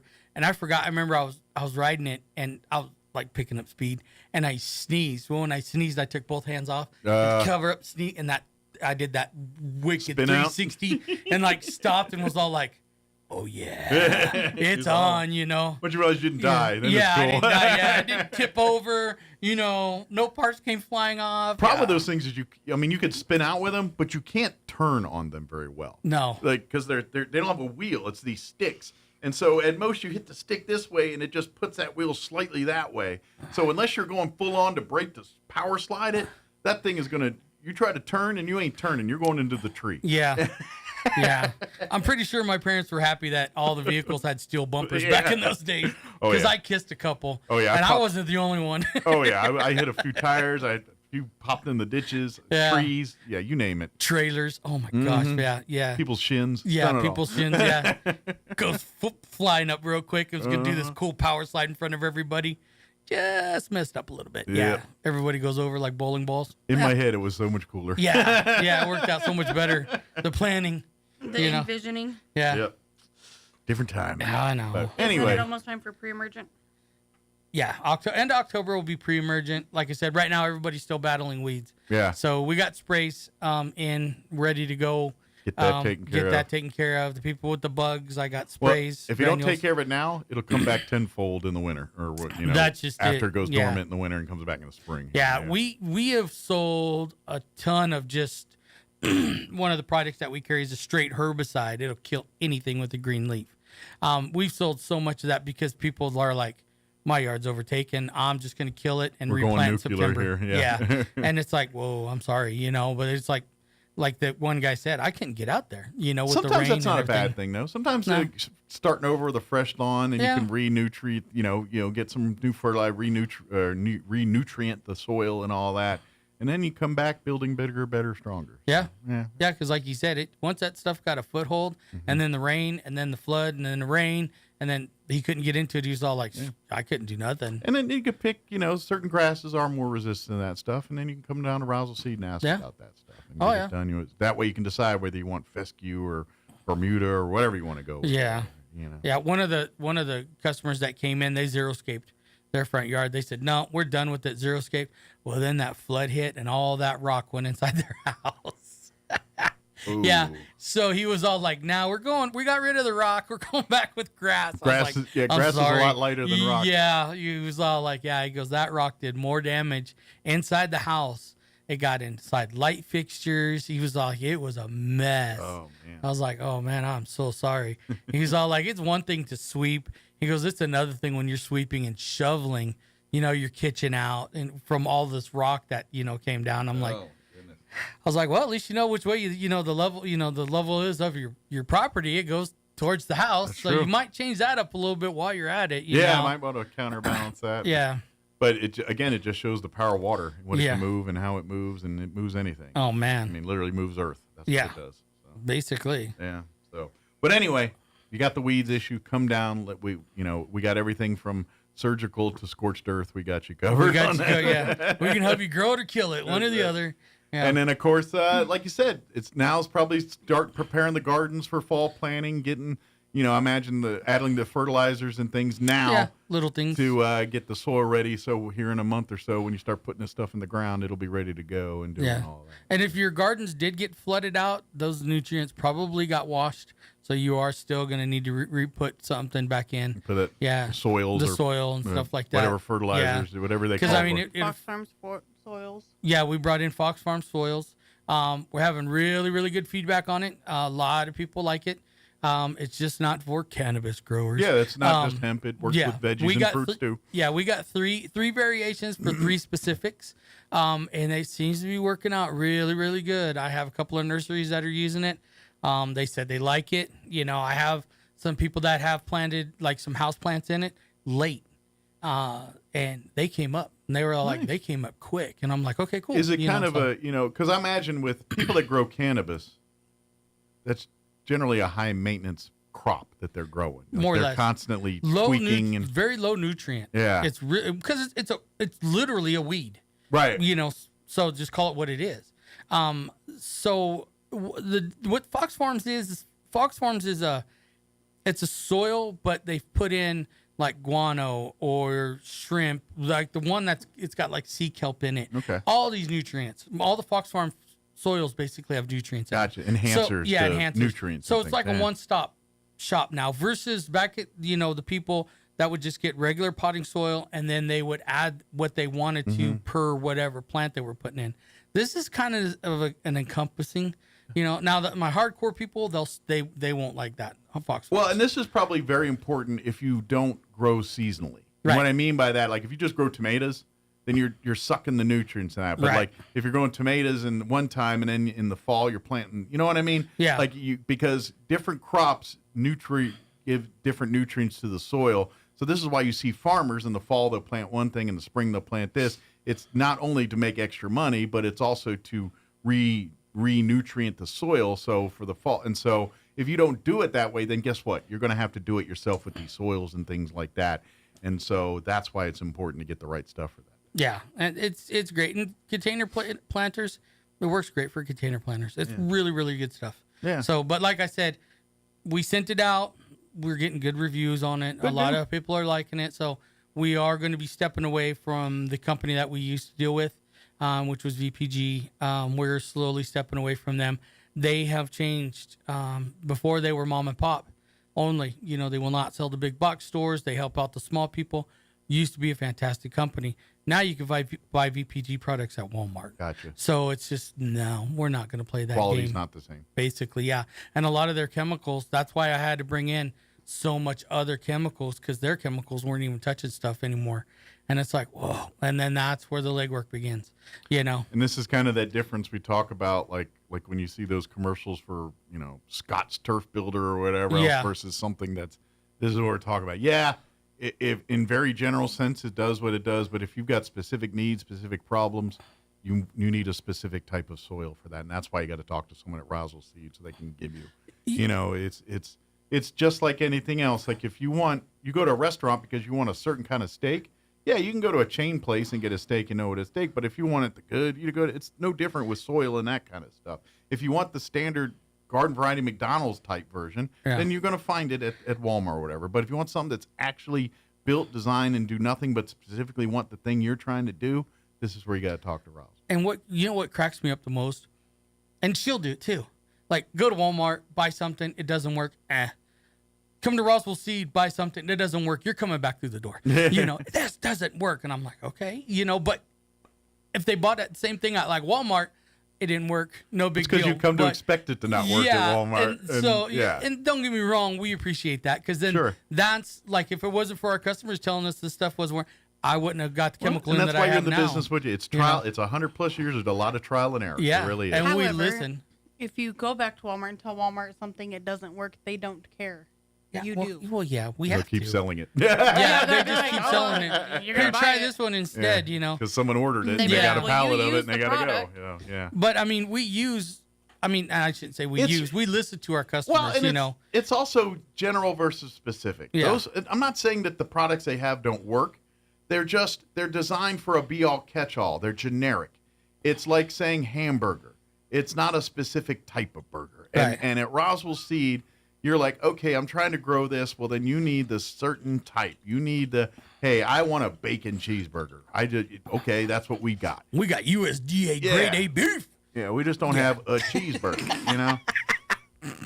And that's what we're talking about here. It's specialized. It's like yes, it's going to cost a little more, but it's also got a better percentage of working. You know, when we talk about fertilizers and things, like there's like weeds in grass seed especially, you know, there's an acceptable amount of weed seeds and they're allowed to legally have in there. Legally have it. It's stupid. And it's perfectly fine. Whereas you guys filter yours way beyond the minimum standards of what's acceptable. Yeah, big time. And so you buy seed from Roswell Seed, mathematically it's going to produce less weeds because it's got less weed seeds in it compared to a generic, I just bought it at a big box store grass seed. Yeah. We had a couple of people come in, they were complaining about the tomatoes.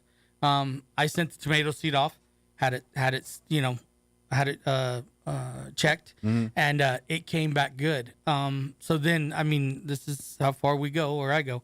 Got back in touch with the customers, asking them problems, blah blah blah, all that other stuff. They said that what was happening. I actually went to Keys Drilling and talked to them. I figured if anybody would know about the water around here, they would.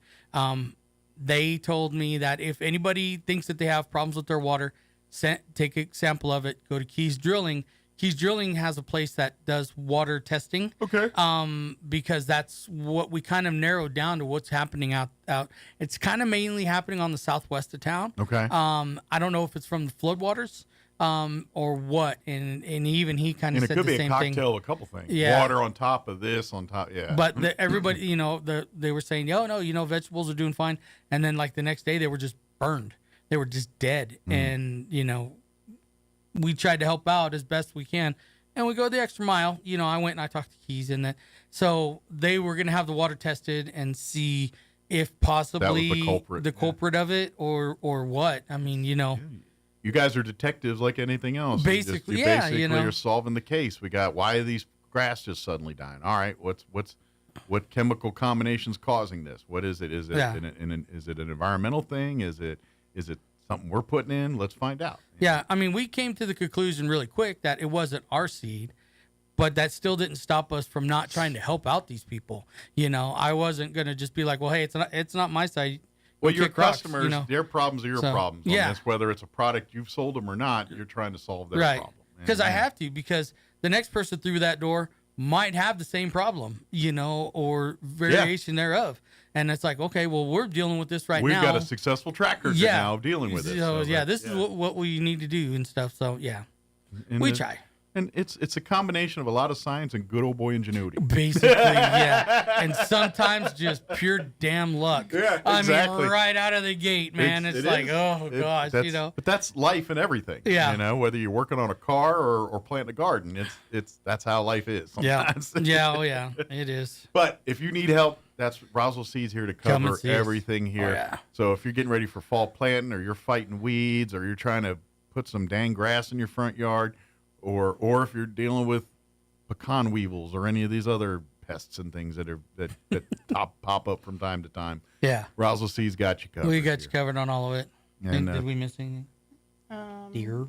Did you get any fall bulbs in yet? No, not yet. Okay. Okay. So then no, you didn't miss anything. Okay, good. Probably look for them, September maybe? Yeah, around September. Okay. Yes, this typically is the time of the year where we do our second harvest. Mm-hmm. However, our weather's been kind of funky and the bees haven't really been making honey. Okay. So supplies low. Right now. Supplies yeah.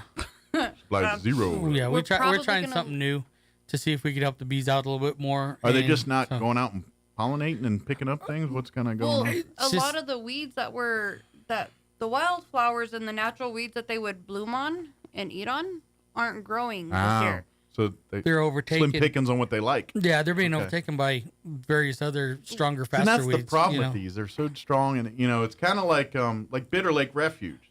This is the fight they have all the time. Oh, I can imagine out there. Yeah. Is there, salt cedar and these non-native plants trying to fight. And unfortunately, these non-native plants, they just are very good in this environment. Yeah. And they kill the native plants. And so that's the fight. And that's kind of what you're talking about is we're dealing a little bit of that kind of our stuff. bees, the things that they like to eat on and whatever, have been overtaken by other weeds that were washed in.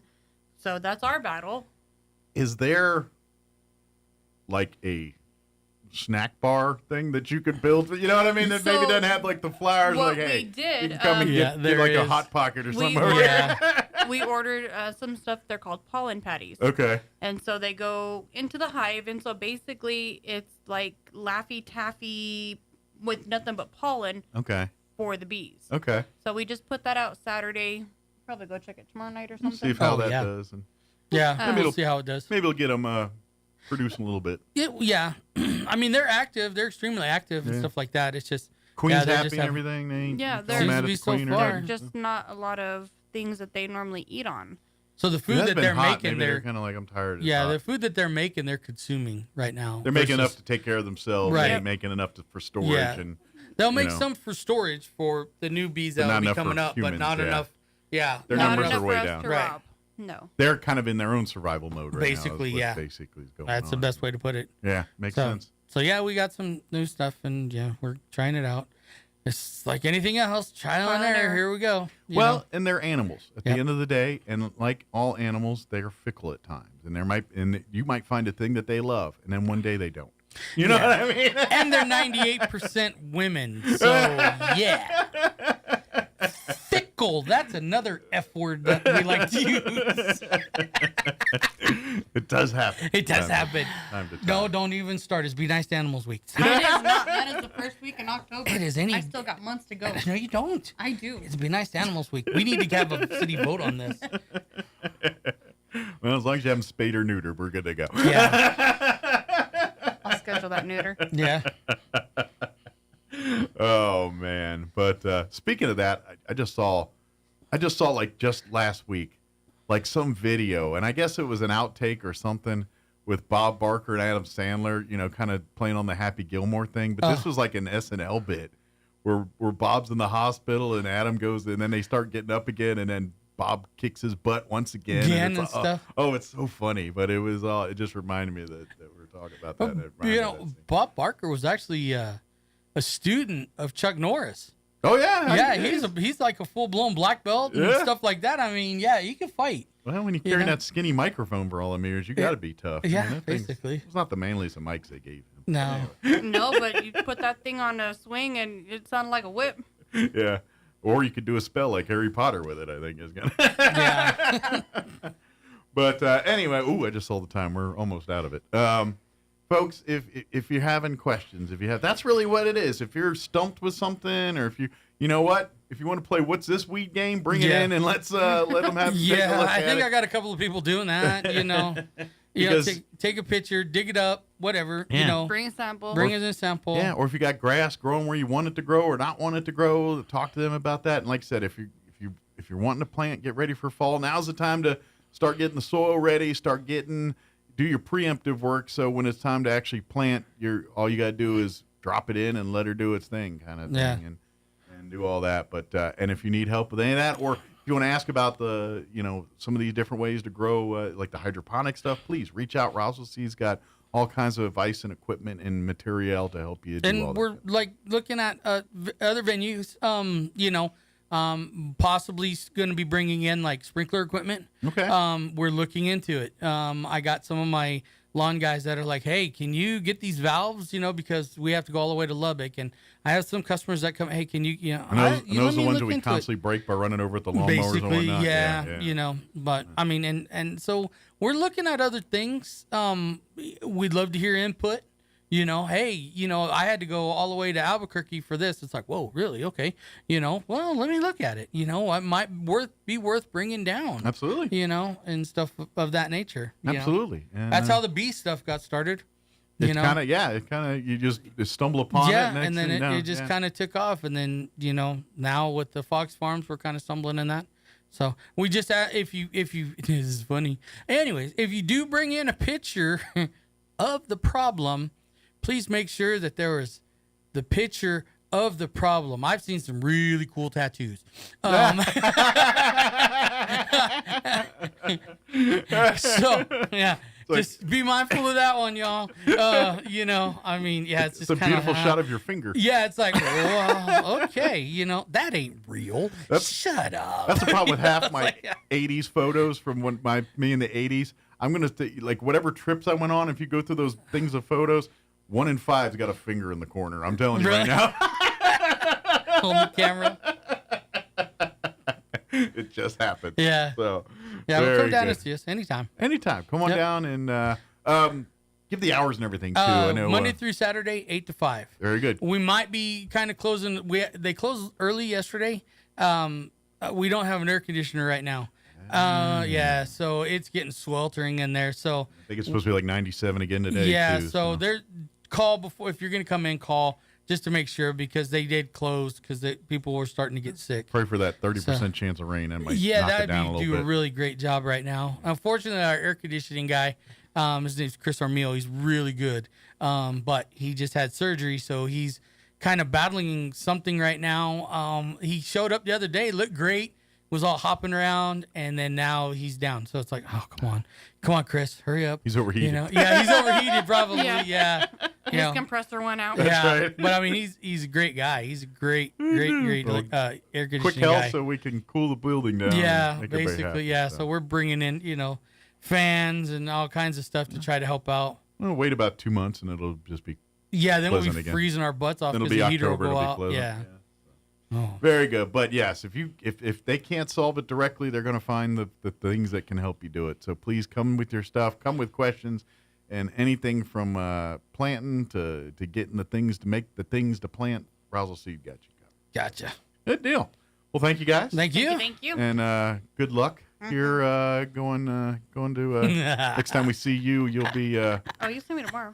Oh, that's right. I will. But pretty soon you'll be part of the scooter brigade there and Hell's Angels on scooters. I get to be the handler. That's the awesomest part. It's gonna be great. I get to be the handler. Just don't get any fights in any casinos. No. He's going to see how much his wife really does, and he's going to be tired. He's I'm gonna not. Be like, I told her she makes me mad. I'm going to take the wheel off one of those scooters. Ooh. But eventually she's coming off of it.